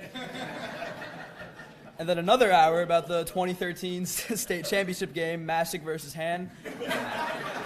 And from what I've heard, that was a wild game. But to spare everyone the time, Coach Philpott's knowledge on the game is endless. Having coached football for around 40 years, he brings that intelligence and experience every day into practice and meetings. Nearly every practice, he drops a little tidbit of football knowledge that I would have never known in my life. You can see aspects of Coach Philpott's military background in his defensive schemes: loyalty, honor, discipline, and respect. These are traits one might associate with the military and the soldiers within, and these were the exact ways Coach Philpott ran his defense. Everyone had their own specific job to do, and if they didn't, the defense was doomed. As a defensive unit, we learned to trust each other, love each other, and form an unbreakable bond. Doing your job and getting there were staples in our defense. Outside of his coaching and service to our country, the main thing I think we can all take away from Coach Philpott is the person he is. No matter if you were an All-American varsity starter or someone who may not have even gone in on JV games, Coach Philpott would give you the time of day and have a real, genuine conversation with you. Coach Philpott has the respect of everyone in the program, but not in a demanding way. It may not even have to do with his military service or his coaching status, but the man underneath. And the fact that he is so highly touted as a coach and respected as a veteran certainly doesn't hurt that cause. As Lieutenant Colonel Philpott, thank you for your service to our country. As Coach Philpott, thank you for the countless hours you put into coaching this team and making us the most successful we could be. And as the man, the myth, the legend, Paul Philpott, thank you for your overall impact on not only myself, but everyone in this entire room. Coach, thank you for everything.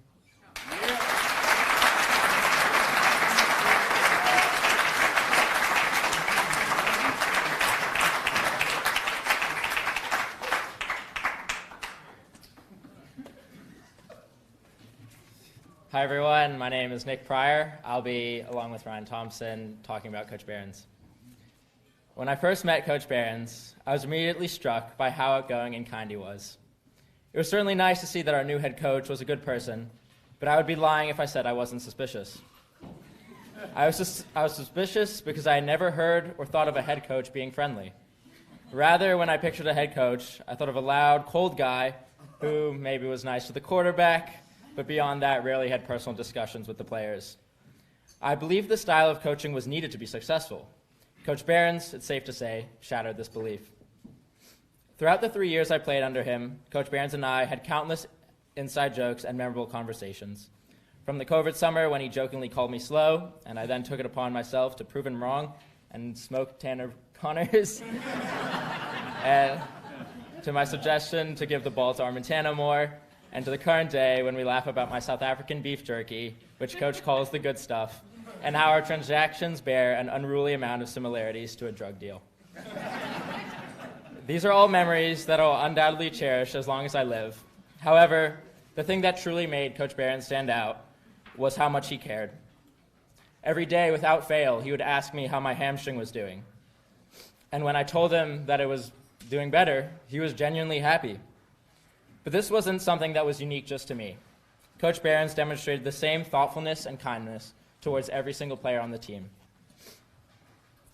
Whether it came in the form of asking someone how their school day went, or taking the time out of a busy practice to make sure someone who got hurt would be all right, Coach Behrens simply cared about everyone.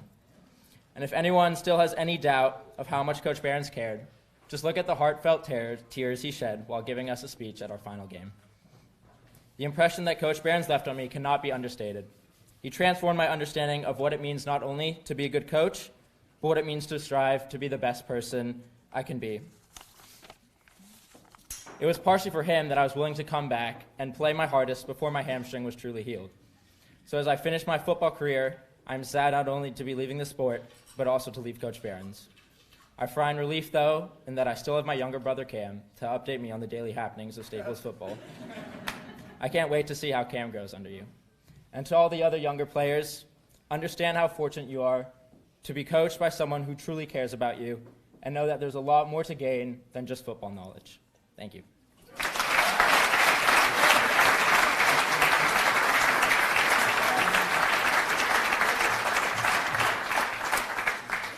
Hello, I'm Ryan Thompson, as Nick said, and I'm also going to be talking about Coach Behrens. As everyone on the team knows, me and Coach Behrens are pretty close. I think every day since the beginning of summer, we spent time together. You've taught me an incredible amount about life.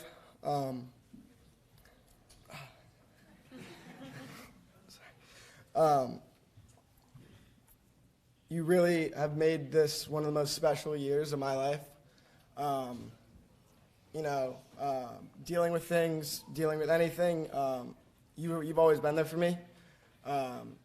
You're an incredible football coach, but I've told this to other people. I think your biggest strength is how easy you are to talk to. I can come to you for anything, whenever I need. Anyone can come to you. And I think that's the most important job. The most important part of being a high school football coach is the ability to be there for someone when they're not doing great or when they are doing great, but for it not really to matter. I thank you for creating a culture of Staples football that will last forever. In the locker room, compared to my freshman year, honestly my sophomore year, because as we say all the time, we're still learning, and the program's only gotten better. And I think Nick Pryor said it after we lost to Greenwich. I think he said he's confident that he's been able to laugh with every single kid in the locker room, and I'm confident I can say that too. And I think that's a testament to what you've built, and it's truly amazing, and I'll miss it forever. I want to thank you just for everything you've done for me, for everything you've done for the team. You've given me the best year ever. My success is our success, and I'm truly blessed to have you as my coach and my mentor. So thank you.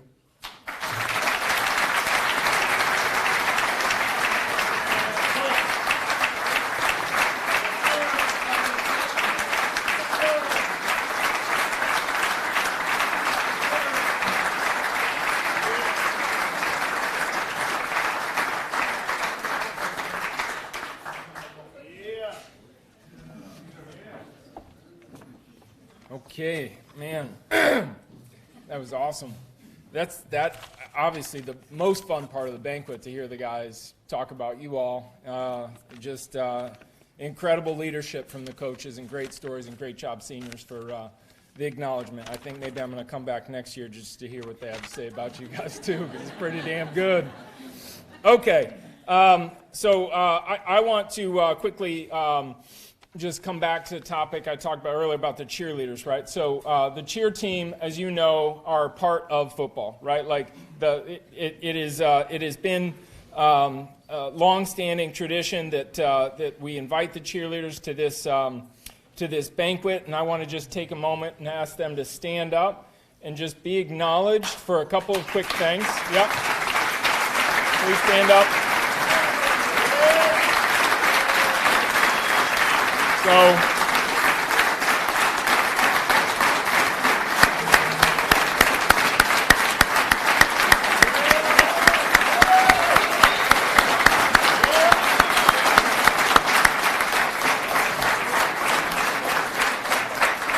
thank you. I said it earlier. You guys are an incredible group of athletes. I think one of the biggest roles that the cheer team plays during football is getting the crowd into the game, right? And I think that you guys did an incredible job with that, of that this year while showing your skills, right? And I think that I know that there's 33 cheer athletes, and not all are part of the competition team, and so this and basketball season and so on and so forth, that is the season. And I just have to say that we appreciate certainly every one of you guys for putting your heart out there every game, and also to those that are competing, we're going to look forward and be your biggest supporters as well. So the senior players, I'd like you to come up, and I'd like you to grab one of the bags over there if they're named, and please hand them to the cheerleaders. Thank you.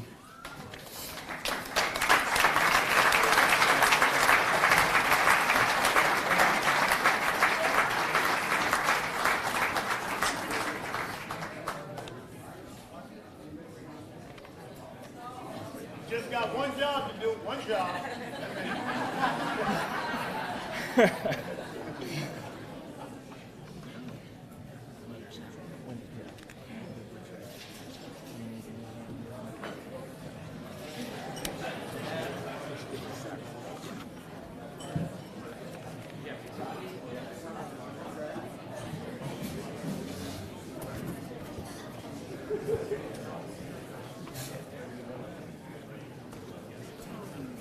Good job, guys, getting it done.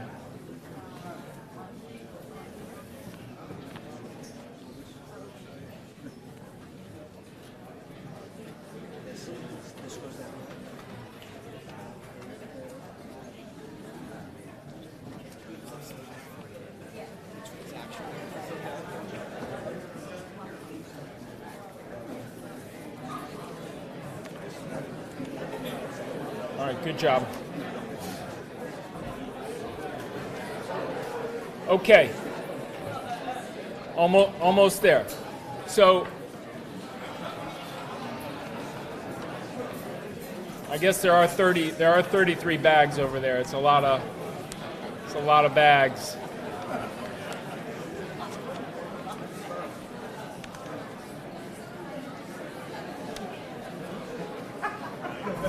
Okay, I think we're almost there.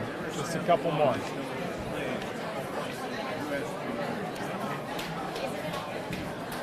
All right, I think we're ready to move on to the next part of our agenda. I'm going to invite Coach Behrens up, and I think we're going through all the letters, right? Yep. So Coach Behrens is going to take care of that next. And thanks again.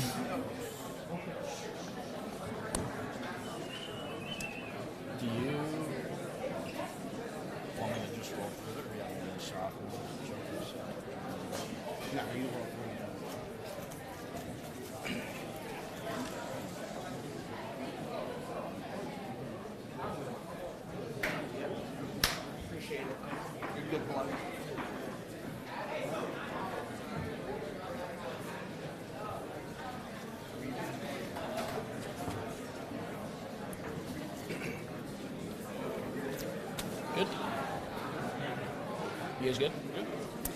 All right, we're going to go through now all the kids on the team that had earned their varsity letter this year. We started it last year through COVID. Where I come from, you have to play like a certain number of quarters or whatever to get your varsity letter. With the culture these seniors have created and the seniors started last year, to me it's really important that all these kids are going to get a letter, and it's not just because we're trying to make everybody feel good. Every single kid in this room legitimately deserves a letter. We had kids running after practice and drawing in, some guys that weren't getting the most playing time in the world, and they'd stay after for 30 minutes every day and keep working.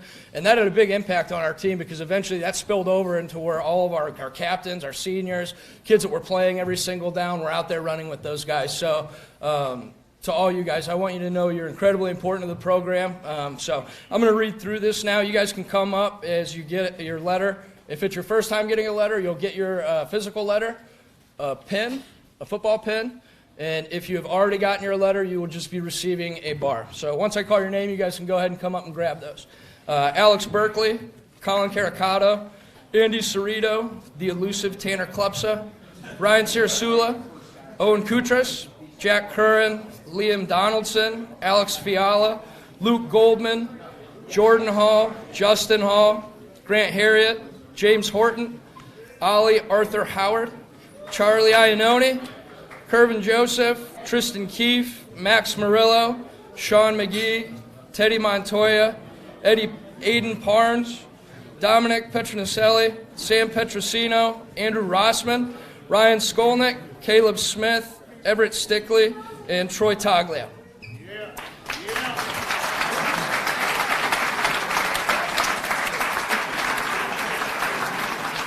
With the junior class earning their letter this year, we had Tyler Clark, Cameron War Machine Germishway, Jared Golins, James Hillhouse, Will Holloman, Elliot Klein, Jeremy Leaf, Cam Lyons, Jack McCall, Max Mellick, Rohan Narang, Michael Nealon, Preston Norris, Toby Obenwan, Jackson Oliver, Ari Perkins, Zach Roseme, Colbert Saraf, Liam Teague, Oliver Ward, Jack Whittle, Noah Warbeck, and Grant Ziegler.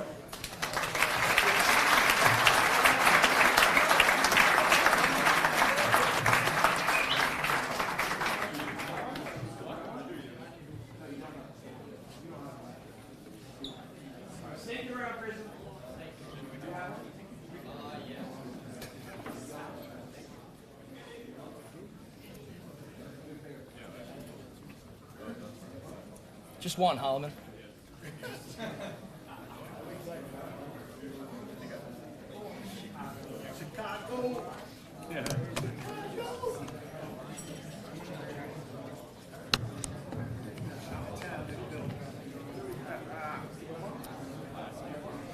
All right, now for our senior letter winners. Before I get going with this, just because of time constraints, I just have a little bit to say about all you guys. I want each and every one of you guys to know, though, that I could also sit up here all day and talk about every one of you and my personal relationship with you. Thank you guys a ton. So, again, I don't want you to think that this small snippet is like my complete thought of any of you. Slade Anastasia. Slade's an extremely tough kid. He battled through a lot this season. He continued to keep fighting and kept coming back, did whatever he asked for the team. Nick Armentano was an all-FCAC player, a little firecracker on the field. He always gave 100% in everything he did. Set a great example for the younger guys. Logan Blum battled through some injuries all year. He stayed positive. He continued attacking his rehab every single day. Always came out and was present every day at practice. Very tough kid. Tanner Connors is a captain for us, all FCAC. He's one of the toughest kids I've ever been around. I sparked a 6-game win streak that we went on by volunteering to be the scout team running back. Things definitely changed for us after that. A.J. Darby is an incredibly flexible player for us. Was a huge part of our special teams. He was happy to be inserted wherever and would do whatever he needed to for the team to win. Keith Dulac, who was our Swiss Army knife on the offensive line. He literally played a different position every week. Sometimes in practice would cycle through 3 different positions. He never complained through it all and was always willing to move. Jack Edwards was another captain for us. He was a huge 2-way, well, really 3-way player for us. overcame an early injury and kept coming. He was super resilient, and I was glad he could finish the year on the field. George Ingles was an all-FCAC player. He stepped up his game once he was challenged. He was a huge inspiration to the players and coaches by his effort on the field. I've never seen one player play the way he did against Norwalk, where he literally never let up for one single play. JoJo Hall, kid that really cared about the team and definitely embodies what it meant to be a wrecker. Came out, gave his all every day, and definitely helped get the guys juiced for the Ridgefield game with the hammer that he made in shop class. Guy Harrisman, all FCAC player, very physical guy and has great instincts for the game. He was another huge part of our 6-game win streak. He changed position, never complained about it. He just wanted to win. Noah Hofstetter, who's going to continue to play football at Gettysburg. He's come an extremely long way. He's come an extremely long way through his career and has battled through not only injuries but our love-hate relationship and has refused to give up on the team. Charlie Howard was another all-FCAC guy. He's one of the best athletes I've literally ever been around. I have yet to find something that Charlie can't do very well. I even found out he's captain of the ski team. He's a huge player for us in all 3 phases. Jack Huber's another kid who's dealt with a lot of injuries over the last 2 years, but he did a great job being present and coming around when he could. He was always eager to help at practice, especially DJing out there. Kellen Keefe's one of the hardest workers on the team, and quite frankly, one of the hardest working kids I've ever been around. He's extremely physical. He's always first to hop in on anything. And in my time coaching football, I don't know if I've watched one single person completely transform their body and their mindset over the course of my time with them. Josh McCall was a huge addition to the team, helped fill a huge void that we had with our kickoffs. He ended up being surgical with the placement of the ball towards the end of the year, especially kicking it into the middle of the quarterback drills. Nick Novello was another all-FCAC guy. He's ridiculously intense, even to the point where it almost creeped me out the first year, but he has an extreme love for football and his teammates. He's a guy that would take a bullet for any one of his teammates. Played multiple positions, never complained about anything. Andrew O'Loughlin, I'm super glad that Coach Matt made you sign that helmet in the hallway so we could get you to come out. For those of you who don't know, Andy was kind of teetering. I thought he was going to tell the story. Matt was in the hallway getting the stuff signed for, I want to say it was the golf outing coming up, and he was in a hurry to get it done. And so he went to Andrew and asked Andrew, are you playing football or not? And he goes, yeah, I think so. He goes, here, sign this. And because he signed that, I asked Andy, what really made you turn the corner? He goes, honestly, I felt like after I signed that helmet, I couldn't back out at that point. Nick Pryor, who's hampered with injuries all summer, he fought through a lot of setbacks with his hamstring. He refused to give up on the idea of ever not coming back and getting on the field. He was a huge piece of what we were doing by the end. And he honestly loves his teammates so much that he did tell me when he came back, I'm either going to blow out my hamstring or I'm going to finish the season healthy, but I'm going to play. Jesse Sanchez, super high energy dude. You can see him up here. He's the ultimate hype man for the kickers. Always has a smile on his face. He's a guy, he's really tough to have a bad day around him. Brandon Saunders was an all-FCAC guy. Played 2 of the most exhausting, demanding positions on the field, as he alluded to. Extremely intelligent kid and very unselfish, playing through the whole year and staying on the field all the time. Miles Scarfo is one of the most physically gifted kids on the team and honestly has one of the biggest hearts. I'll never forget Miles reaching out to me his sophomore year when I was personally going through some stuff. He was the first one. Told me he'd be there to talk to me. Told me he had my back. That meant a lot to me. Matthew So, another awesome addition to the team. Has an amazing attitude, super high motor. Always gave everything he could, every rep, made everybody around him better. JT Shapiro was an all-FCAC guy. He just loves football and everything about it. He's always in a great mood. He's always smiling. Filled a bunch of major holes we had throughout the year in different spots. Ryan Thompson, who was all-FCAC captain, extremely gifted athlete. Made the team and the coaches feel like any time he was on the field that we were going to have a chance to win.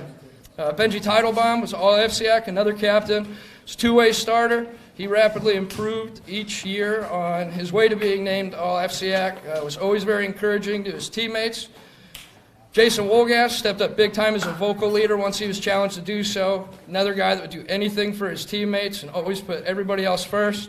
And Jake Yarish, another FCAC player. It was really cool watching his personality grow along with his physical status through the last 3 years. He's a huge member of our defense. I'm really looking forward to watching him play college football.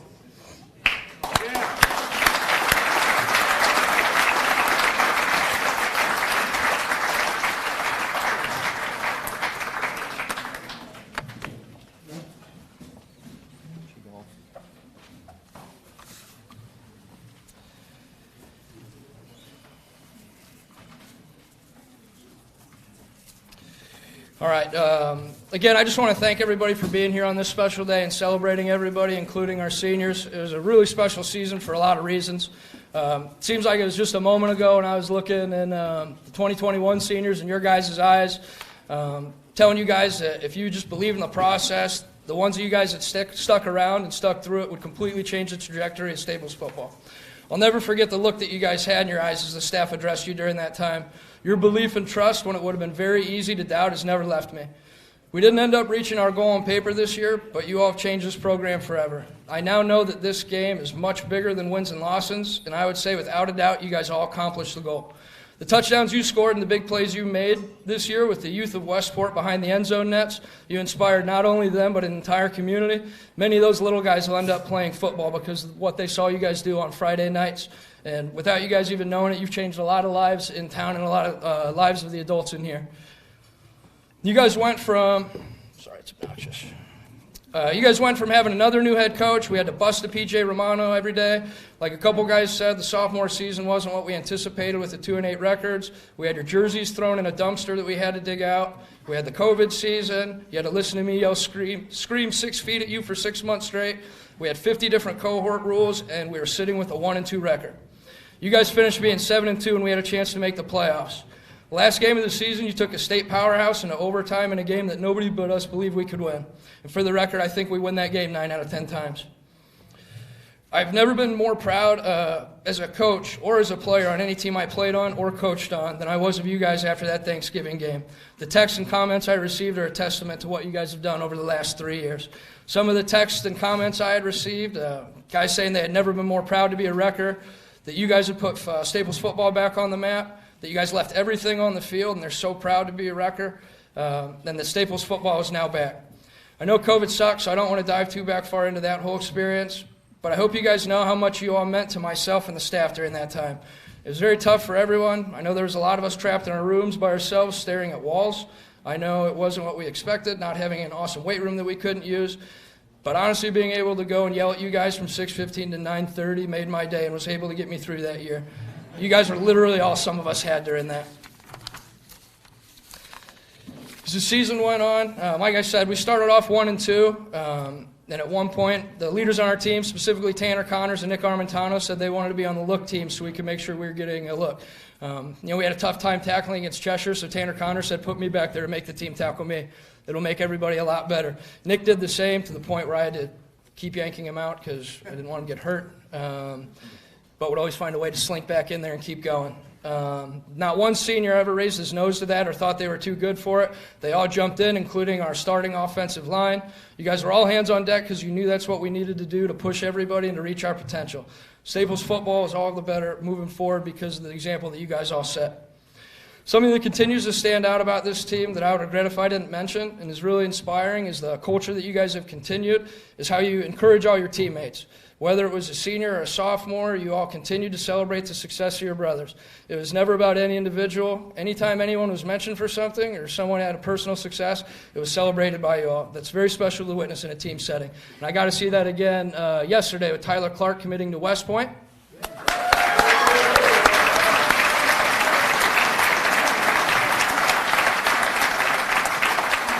I think pretty much to a man, every single one of these guys had put that on their Instagram post and copied it, celebrating another one of their teammates' accomplishments.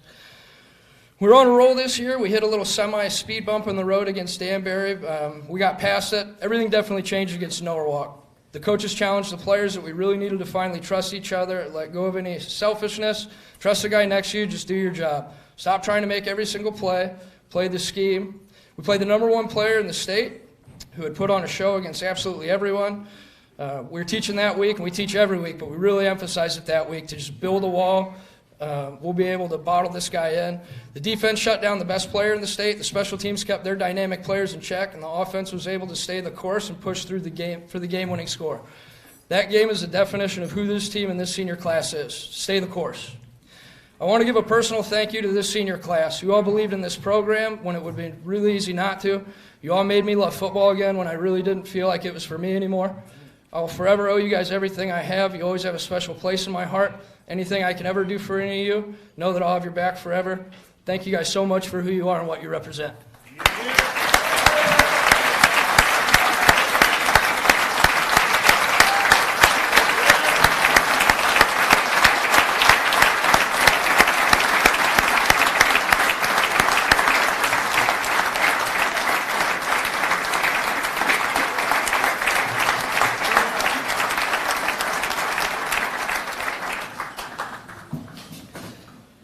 I believe one of the last things we're going to do tonight, or this afternoon, is give out our senior awards. So we're going to start that off with Coach Matt Jeckliff. Go Wreckers. How you doing? Good to see you, Coach Kit. I'm Coach Matt. I'm going to try really hard not to cry, but no promises. Let me get this in the correct order. All right, so first of all, I'd like to say, just as an alumni of this program, I'm very proud to be associated with you guys' senior class. You guys all did an amazing job bringing it really back to what Staples football is all about, so that's awesome. The first award we're going to give out today is the Jim O'Leary Award, and it's awarded to a senior defensive player who has demonstrated skill and proficiency at their position and leadership qualities consistent, displayed in their outstanding performance each and every week on the field and in the classroom. It's going to be Guy Hairsman. Hold on.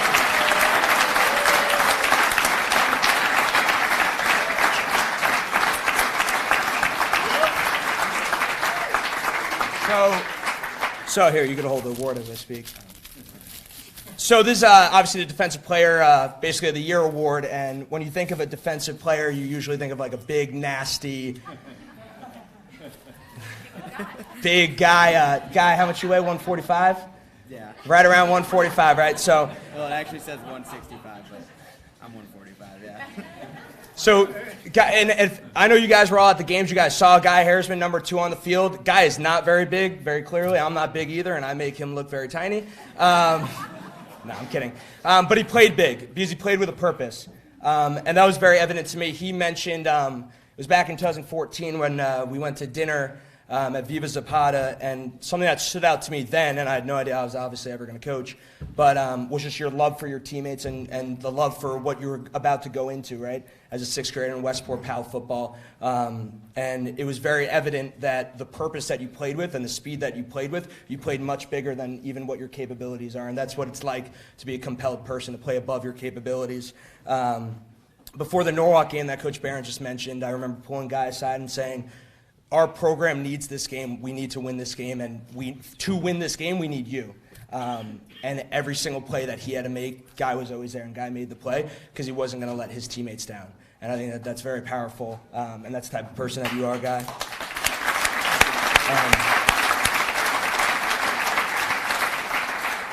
It's been an honor to coach Guy just as a human being, but I could also confidently say there's no better safety in the state of Connecticut, so you'll always be able to have that, man. All right?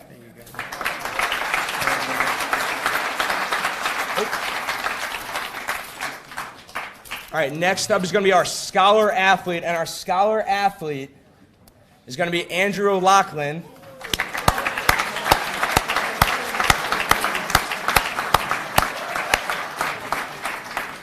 So something that I think about a lot, and we've talked about a lot, is I think one of the most difficult challenges as a human being is getting over the fear of failure. And when Andy decided to come out for football, I think he signed up knowing that there was a great chance that he might fail. He's trying something that's very hard. All his peers have been doing it since 4th grade, 3rd grade. This was Andrew's first ever opportunity doing it. And he knew that, right? He could fail, and he didn't because of the type of person that he is.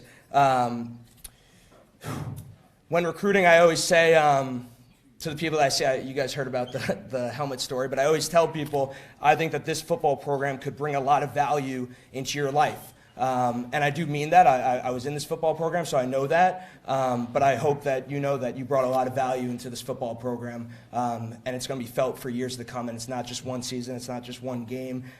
You have 100 other guys who look up to you and saw the way that you handled everything. And I know that you mean a lot to this football program. I'm really happy that Andy decided to play football, just getting the opportunity to spend more time with him. And I'm really proud to say I'm your football coach, man. We'll give you the plaque later. All right, the Frank Nistico Award is awarded to a senior who exemplifies qualities of hard work, team spirit, leadership, and dependability, particularly on the practice field. helping his team and teammates prepare. The NISCO Award winner is an unsung hero and team first guy, never putting himself above others. The recipient of this award this year is Nick Armentano.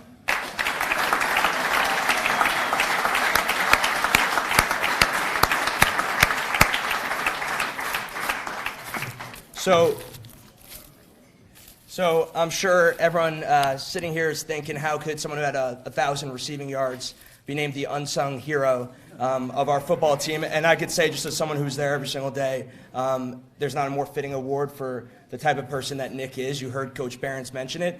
We were 1-2. We just gotten embarrassed by Cheshire, and it was kind of a defining moment in our program. We talked about the fact that we just as easily could start pointing fingers, come down around each other, or we could really bring each other up. And Nick was one of the first people who said, I want to play scout team. I want to be the best player that we face every single week. So Friday night was fun for our guys after that part, because Monday, Tuesday, Wednesday, Thursday, they went against the best player in the state of Connecticut. And that's a testament to Nick, who was never too selfish or never thought too highly of himself to put the team before him. Consider myself incredibly fortunate to have seen Nick grow and mature over the last 4 years. I've gotten to know you very well and know your heart and know the type of caring person you are and the type of teammate you are, and just how much it meant to every single person in this room. And then seeing you every Friday night, you just quite simply cashed in on everything that you've worked so hard for, which is really cool to see. And the one word I would use to describe Nick is resilient, whether it's football or in life. If Nick gets knocked down, he's going to get back up. And I'm very confident in that. I know he's going to be that way for the rest of his life. And I'm very proud to have been a part of it and see it happen every single day. And we're waiting, actually, to announce this publicly. But even with the junior COVID season, Nick Armentano, with his 100 career receptions, has the most receptions in Staples High School history.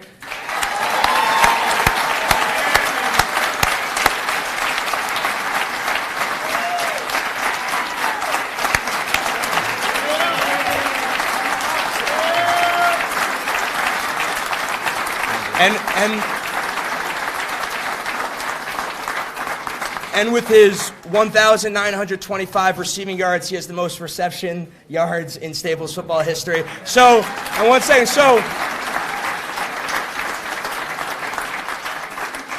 winning the Unsung Hero Award is not only the greatest wide receiver to ever play Staples football, but an absolutely great man who made everyone around him better.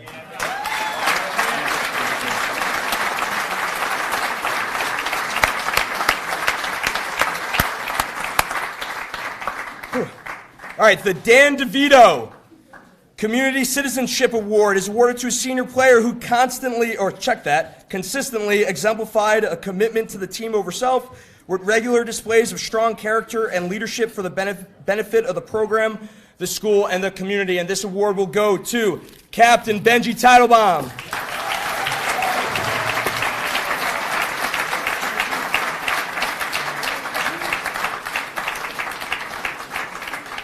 So this is kind of a surreal moment for me to be able to do this, because Benji's sister is one of my best friends. So I initially actually met Benji when he was probably 2 or 3 years old, which is insane. So I've gotten to go on this journey with him, and I've had the opportunity to watch him grow and mature. And I think through those, whatever it is, 20 years, the one thing that has stayed steadfast is just his commitment and his love for the Staples football program. So to see him be named a captain and see him to have his senior season has been really special for me. I think it's a tremendous honor to be elected as a captain by your peers, because it's not just about being the best player, it's about being the person who makes the players around them the best. And I think that's very, very, very, very powerful. Most people see the big plays, the lockdown defense, his kick return for a touchdown against Stanford. But I got to see the way that he talked to the underclassmen, the way that he treated them, the passion he had as he prepared for each game and each practice and each meeting, the questions he would ask when he needed advice, because he truly cared. And he didn't care about his output on a Friday night. He cared about what every single one of these guys in this room did for the program, and that's really cool to see. I know how much this program means to Benji, and I hope you know how much you mean to the program as well. So, congratulations.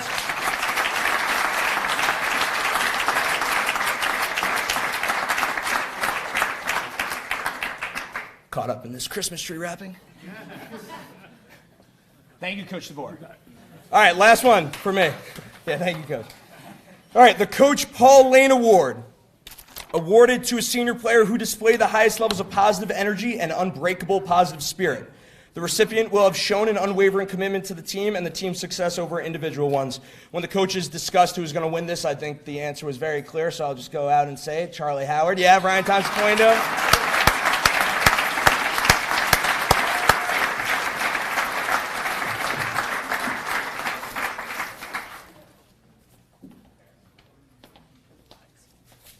So I just want to start off by saying I think the absolute world of Charlie Howard, just as a human being.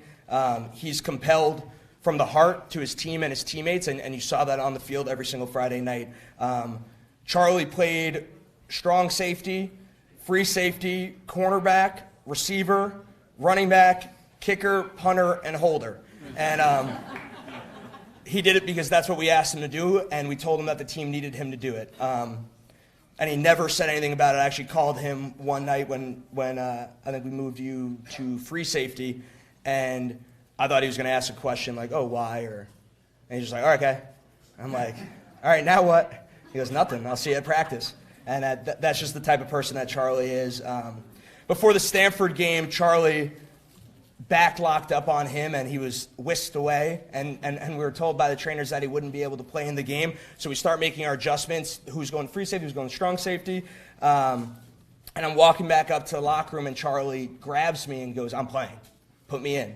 And just kind of looking in his eyes, I'm not going to be the person who tells Charlie Howard that he's not playing in a football game. And I know it wasn't because Charlie wanted to play and Charlie wanted to have a good time or cash in or get a statistic and have an interception. It was because Charlie didn't want to let the team down. And ironically, before that, I pulled the other defensive backs to the side and said, Charlie would not let us down. We all need to step up for Charlie. And obviously, in that moment, he literally did not let us down by running out and saying that I'm playing in this game, which I thought was very powerful. And then I can't give the speech without mentioning one of the greatest plays in Staples football history. And the interception was crazy. The return for a touchdown was crazy. But to me, one of the most powerful images that I've seen is in the end zone, him looking back to his teammates, and you see the 100 PAL football kids in the back of the end zone just with pure joy on their face and pure pride to be a part of this community and be a part of this program. And from an alumni of this team, I was one of those kids in the back of the end zone in the early 2000s. I know you guys were those kids in the early 2010s. And I think it's really, really cool that 5 years, 10 years from now, those kids will play Staples football because they watched what Charlie Howard did and the way that Charlie Howard stepped up for his team on that night. I'm so proud that also they'll be able to look up to a mentor like Charlie Howard and the type of person that he is. I texted Coach Kashansky the next morning. I said, of course, it was Charlie Howard. Who else is it going to be? So, Charlie, we're very proud of you, and I'm very proud to say that I coached you and that we have a great relationship. Go Wreckers!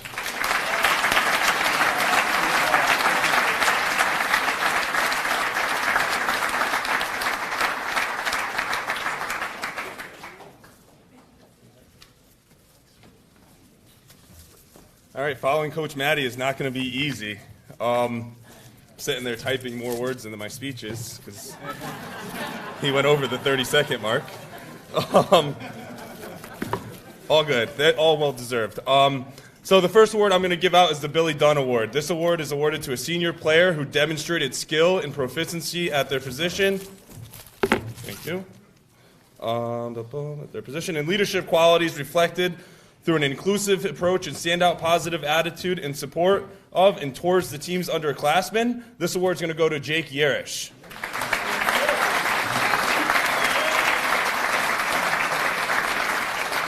So, there you go. You're welcome. This award can be given to a lot of these seniors, basically any of them, but this guy did a great job of being a mentor to the underclassmen. He not only did it on the field, but off the field. He was a great leader in the weight room. His intensity in there was unbelievable, and in our linebacker drills. He started outside linebacker as a junior, had a great season, and then we switched him to inside linebacker as a senior. That's not easy to do. All right, being able to play both is not an easy task, but he studied the playbook and played with relentless effort, earning himself a spot on the All-FCAC team. So, Jake Ayers, congratulations.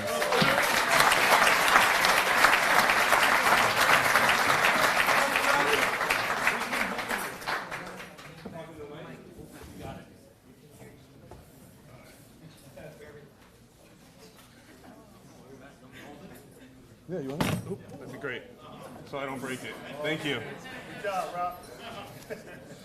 All right, so this is a new award for Staples High School, and I'm honored to give it out. It's called the Grit Award. This goes to a player who played both sides of the ball and displayed an immense amount of grit and toughness, a player who rarely came off the field and put the team before himself. This award's going to go to Brandon Saunders. So, yeah. Hold this for me. Hold that. All right.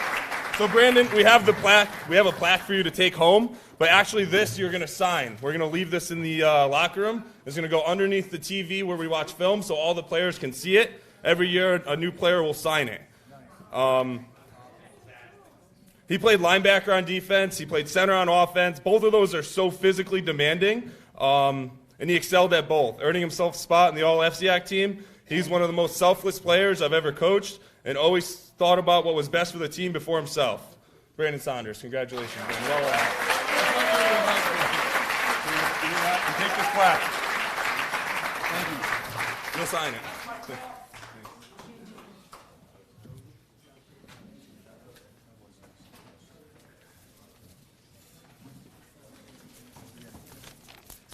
Thank you. You're welcome. Good afternoon. I'm Alex Horton, special teams coach. Robbie, would you come up? Because really, we ran the special teams together.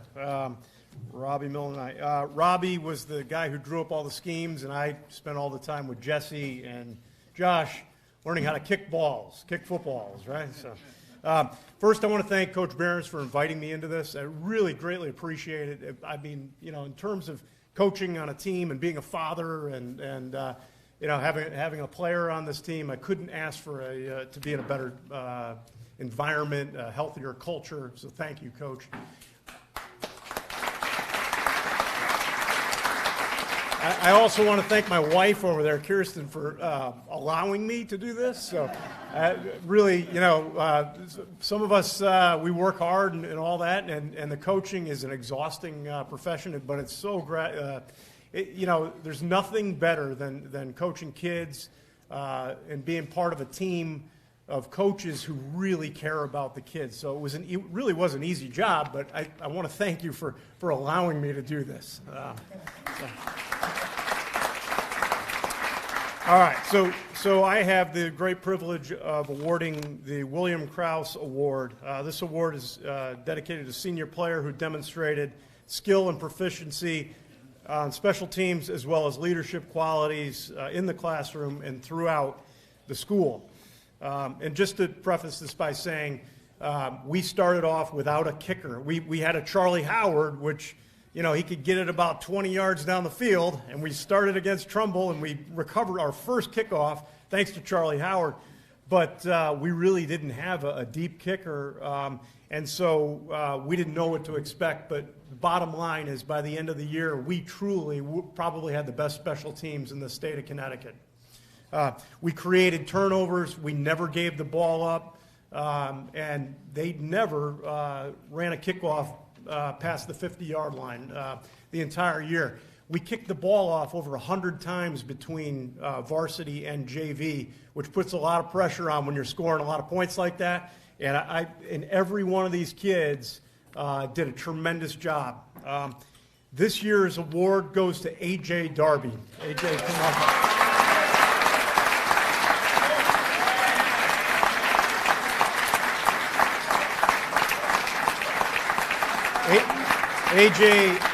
AJ is a leader of leaders amongst a team of just extraordinary players on those special teams. We had a lot of guys step up, and AJ was there from the opening kickoff to the very last kickoff. You know, when I think of AJ, he's soft-spoken, serious, and hard-hitting. You know, some of the qualities that this guy possesses is he's reliable, he's trustworthy, he's a great teammate, he's consistent, and he's a hard worker.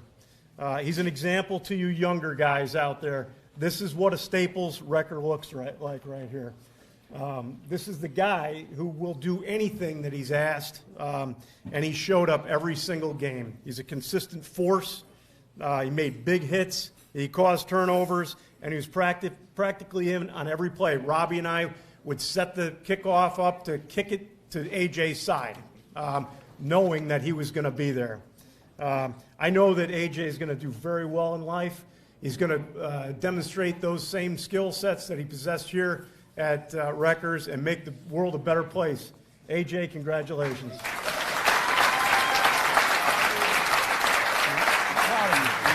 Well deserved, AJ.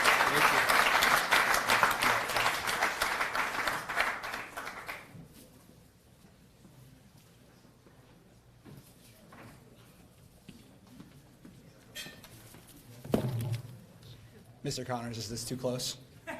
Is this too close, Mr. Connors? Back, right here, right here. Is this the sweet spot? All right, I'm just going to use my teacher voice. Okay. For those of you that don't know me, my name is Phil Abraham. I coach the offensive line. Some of you know me as Mr. Abraham, and I'm your AP stat teacher, Brandon Saunders. And I'm here to present the Jerry Lubuski Award. This award is presented to a senior lineman who has demonstrated skill and proficiency at their position and showed determination and commitment to being a vocal leader on the field and in the locker room. I can't think of a more fitting recipient than our very own Jack Edwards. Come on up.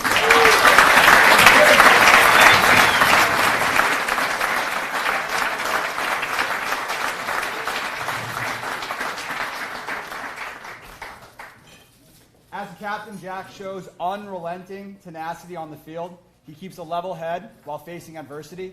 He made the game-winning tackle against Norwalk with one arm.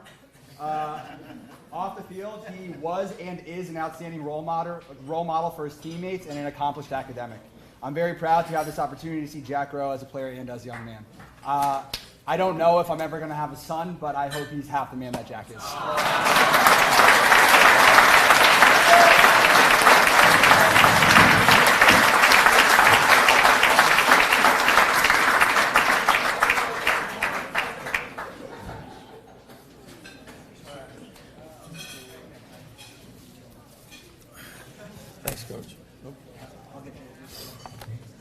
Hi, everyone. I'm Coach DeVore, and I've been with Adam for 2 years now, and it's been a real privilege. I'm going to cry.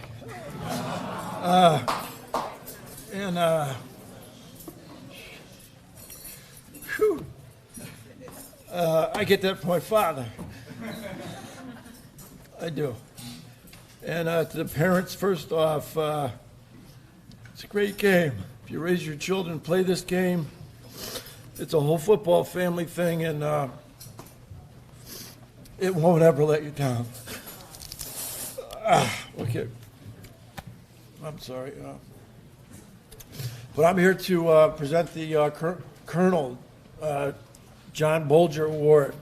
Now, John Bolger was a wrecker, a real wrecker, evidently. He came here in '64. He played for Paul Brown. And I'm sorry, not Paul Brown. I'm not even sure what I said there. But anyway, he's still involved in the military. I know that, and it gives me great pleasure to give this award to a senior who demonstrates leadership, mental toughness, and has an unwavering positive attitude and natural ability to make others better. This could be said about a lot of our seniors, yet this one senior's talents, tenacity, extraordinary effort will be remembered as a giant. As a defensive lineman or on special teams, as long as he was on the field, we were better. It is a great honor to present George Engels.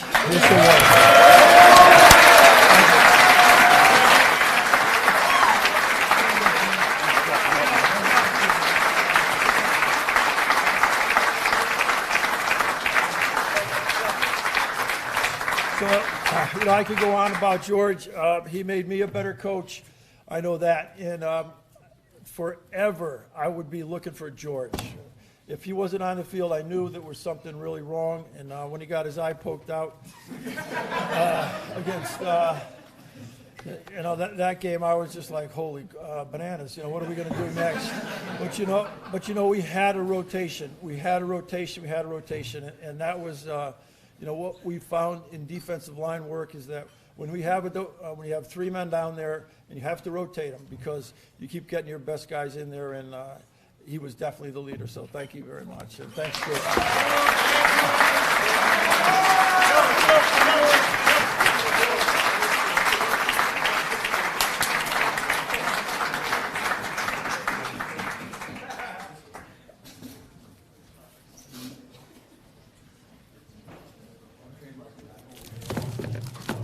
How's it going? I'm Ryan Connors, and I'm going to be presenting the Michael Connors Award. No relation, but kind of cool coincidence. I might.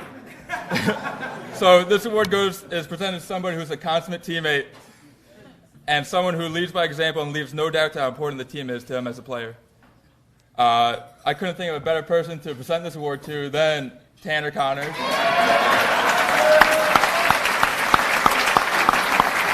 A captain for our team. Tanner led with his heart and his effort every day in practice and in games. As coaches mentioned earlier, after the Cheshire game, he was somebody who stepped up for us a lot in practice and made our team better as a whole.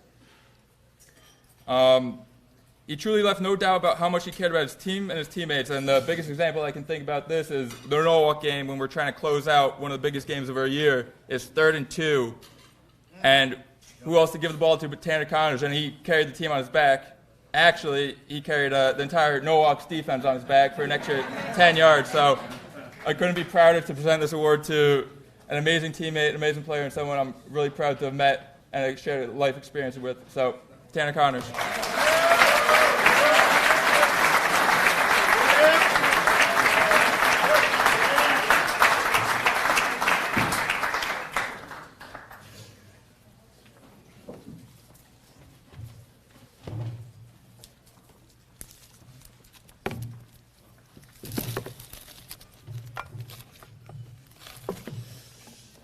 All right, thank you guys. One thank you I did forget, probably is Coach Phil Pott like to remind me since I've been single for like 10 years, that thank you to all your guys' girlfriends and wives and Mackenzie and all your significant others.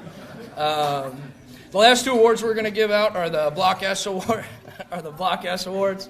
They're presented from the Staples School in the athletic department.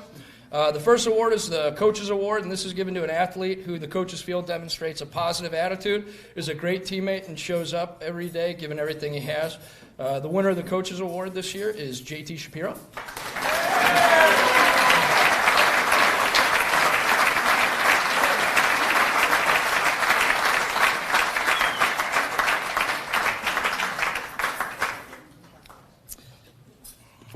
So I had heard about a lot of tall tales about JT's athleticism in the hallways. A lot of people outside of the program telling me that he had unbelievable hands and how he'd be a big game changer for us.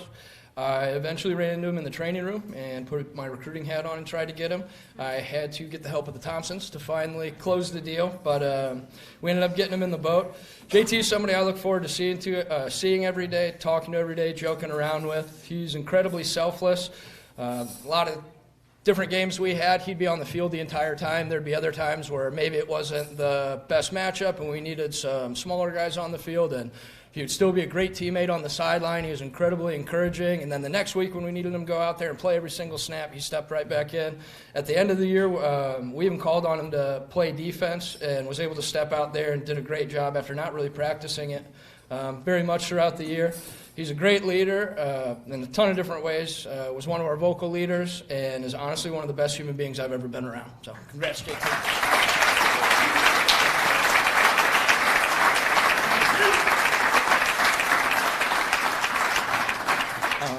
I'm sorry, the last award is actually, the last one's going to get 2 awards. There's going to be the Joe Gardy Award and then the Block S, which is the team MVP that comes from the school. The Joe Gardy Award is brought to you by Staples Superfan and someone who's become a very good friend of mine, Tony Mazzarella. The award's given to the student athlete who is a leader on and off the field, is well respected by coaches, teachers, administrators, and all-around team contributor who displays a noteworthy commitment and love for the community, and is just an overall ambassador for Staples athletes. The Joe Gardy Award is going to go, and the MVP, or Block S Team MVP, is going to go to Ryan Thompson.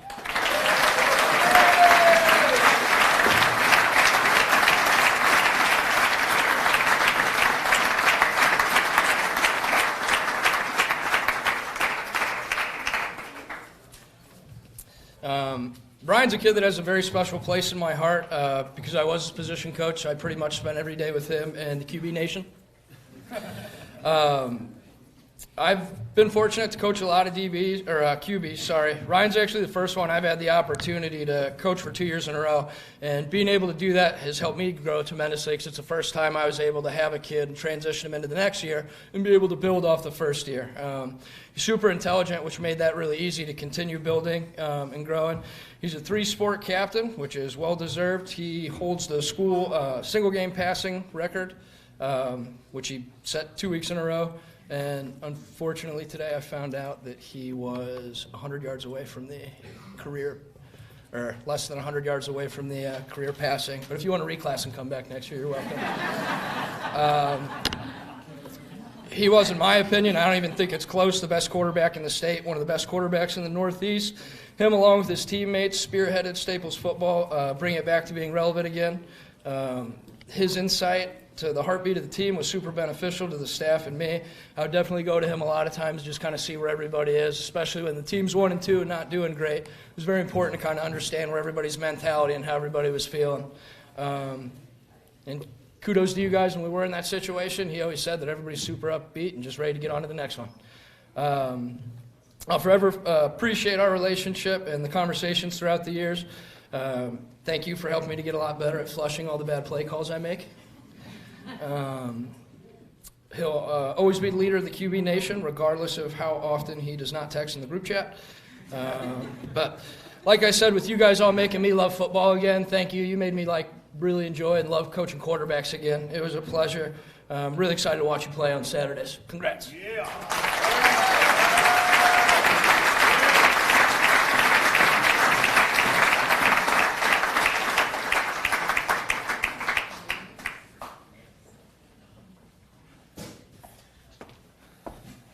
Okay, great job, everybody. Very special awards. I was just given this package. There's rings in it. Someone maybe left these in the bathroom, so I'm just gonna. Okay, Craig Connors. So anyway, okay, all right, thank you. Yeah. So this is your rings award. Okay. Now that we got that taken care of, excellent. Okay.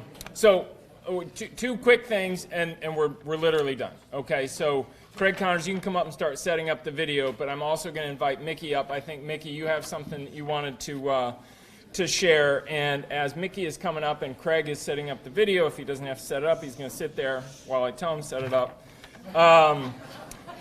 And I just want to mention, because, well, I have a closing, so I'm just going to give the mic to Mickey. Okay. Hi, guys. I'm a little shorter. So I'm going to keep it short because we want to go into the slideshow. So parents, coaches, and most important, my boys. I'm going to cry. So if you know me, I didn't grow up here, and football was not something that was part of my upbringing. But watching you boys from 3rd grade on taught me not only to love the game, but also to appreciate your passion for the game, for playing, and the value of brotherhood and, oh my God, my tears, I can't even read. For family in this, I mean, we created such a family here. For this senior year, I just I love you guys so much. I was honored to be your team mom all these years. I loved every minute of it, and was grateful to be able to watch you grow on and off the field. You boys mean the world to me. For one season every year, I got to know you a little better, and let me tell you, I could not be any more proud of all of you today. I'm going to miss practice, games, huddle, jamboree, tailgate, pasta dinners, golf fundraiser, banquets, and slideshow making, and taking your photos over the years and see your smiles and hard work behind the lens was my absolute favorite. But most of all, I'm going to miss you boys. I truly love you.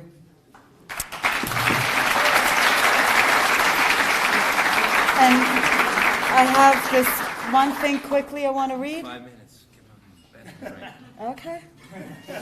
It was written by Theodore Roosevelt, The Man in the Arena. It is not the critic who counts, not the man who points out how the strong man stumbled, or where the doer of deeds could have done them better. The credit belongs to the man who is actually in the arena, whose face is marred by dust and sweat and blood, who strives valiantly, who errs, who comes short again and again, because there is no effort without error and shortcoming, but who does actually strive to do the deeds, who knows great enthusiasm, the great devotions, who spends himself in worthy cause, who at the best knows at the end the triumph of high achievement, and who at the worst, if he fails, at least fails while daring greatly, so that his place shall never be with those cold and timid souls who neither know victory nor defeat. I love you, boys.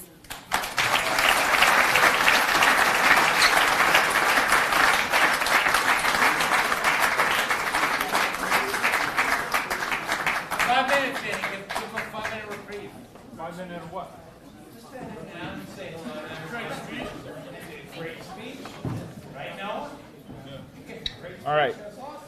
I want to have the video be the last thing, right? Like, I don't want to talk after the video. We need 5 minutes. So you need 5 minutes? I know. Craig needs 5 minutes. I fear that everyone's going to run for the doors if I give 5 minutes. So I have a couple of things that I'm going to close with, and then we'll take like a minute to breathe, and then you can bring the video. Okay. So there's some things that we have for people that they need to pick up on the way out. One of those is the auction items. I'm going to buy everything that you don't buy, because these are important things, and I'm going to make sure that these get taken care of, right? So, but what I would love even better is for folks that want to have a chance to take something home as a memory of the season, to get up there and write their name down and take it home as a gift and a special memory, okay? I wanted to thank Water's Edge for hosting, so a round of applause for all the people that took care of us today.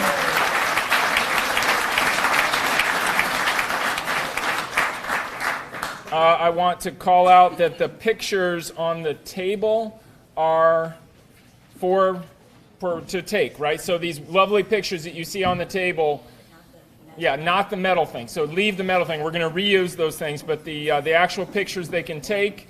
And then the banners, okay? All the banners outside, incredible. I love these banners. And then we have the wonderful pictures of the cheerleaders in the back, the seniors.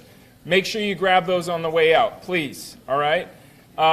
One other quick round of applause for Kathleen Nealon and Julianne Thompson for pulling this thing together. And then everyone have a safe and happy holiday. As we gather around to watch the video, I'd encourage you to wear your masks. 10 minutes. We gather around in 10 minutes. I don't think we can wait 10, but we can wait for... Oh, okay. Okay, so take a few minutes. Yes, and pick up your wine and senior signs. Wine and senior signs. Yeah. Pick up your wine and senior signs now and come back for the video, please. And come on up and write your name down to take one of the items home.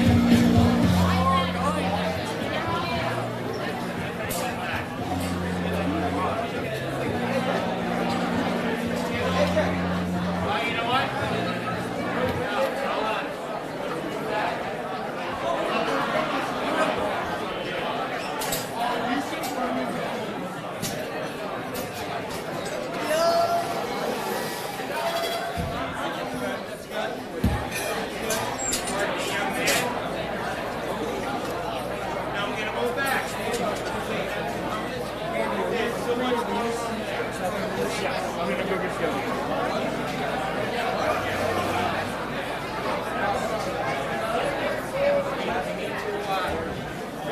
Make it work.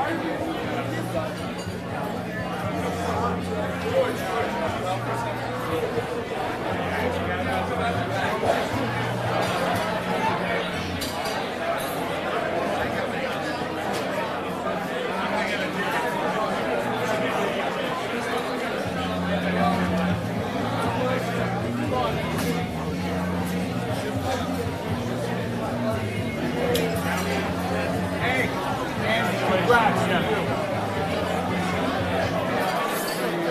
4 years. 5 years, actually. Hey, there's only a few of us.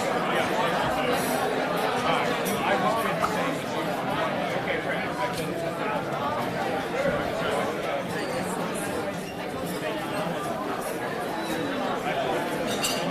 Okay, I'm impressed with these things, too.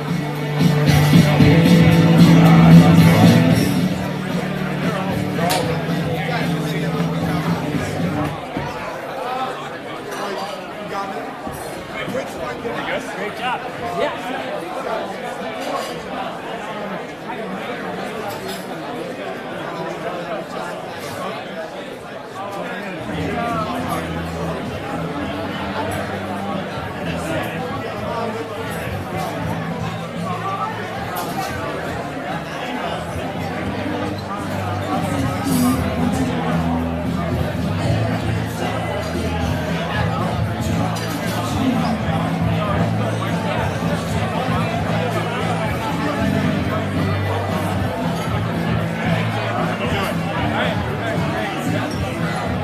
Nobody else is me up here, though, right? 1 second. Oh. Okay, 1 second. We have some glasses that were left. Entourage of 7 Los Angeles glasses that were left on our table. Entourage of 7. I have no idea what that is.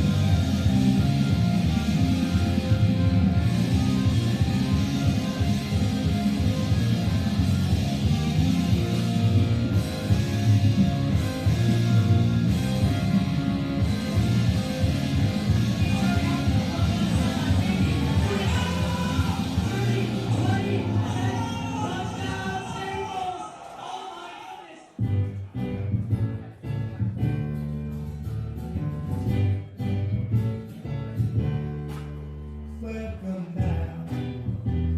Your dreams were your ticket out. Welcome back to that same old place that you laughed about.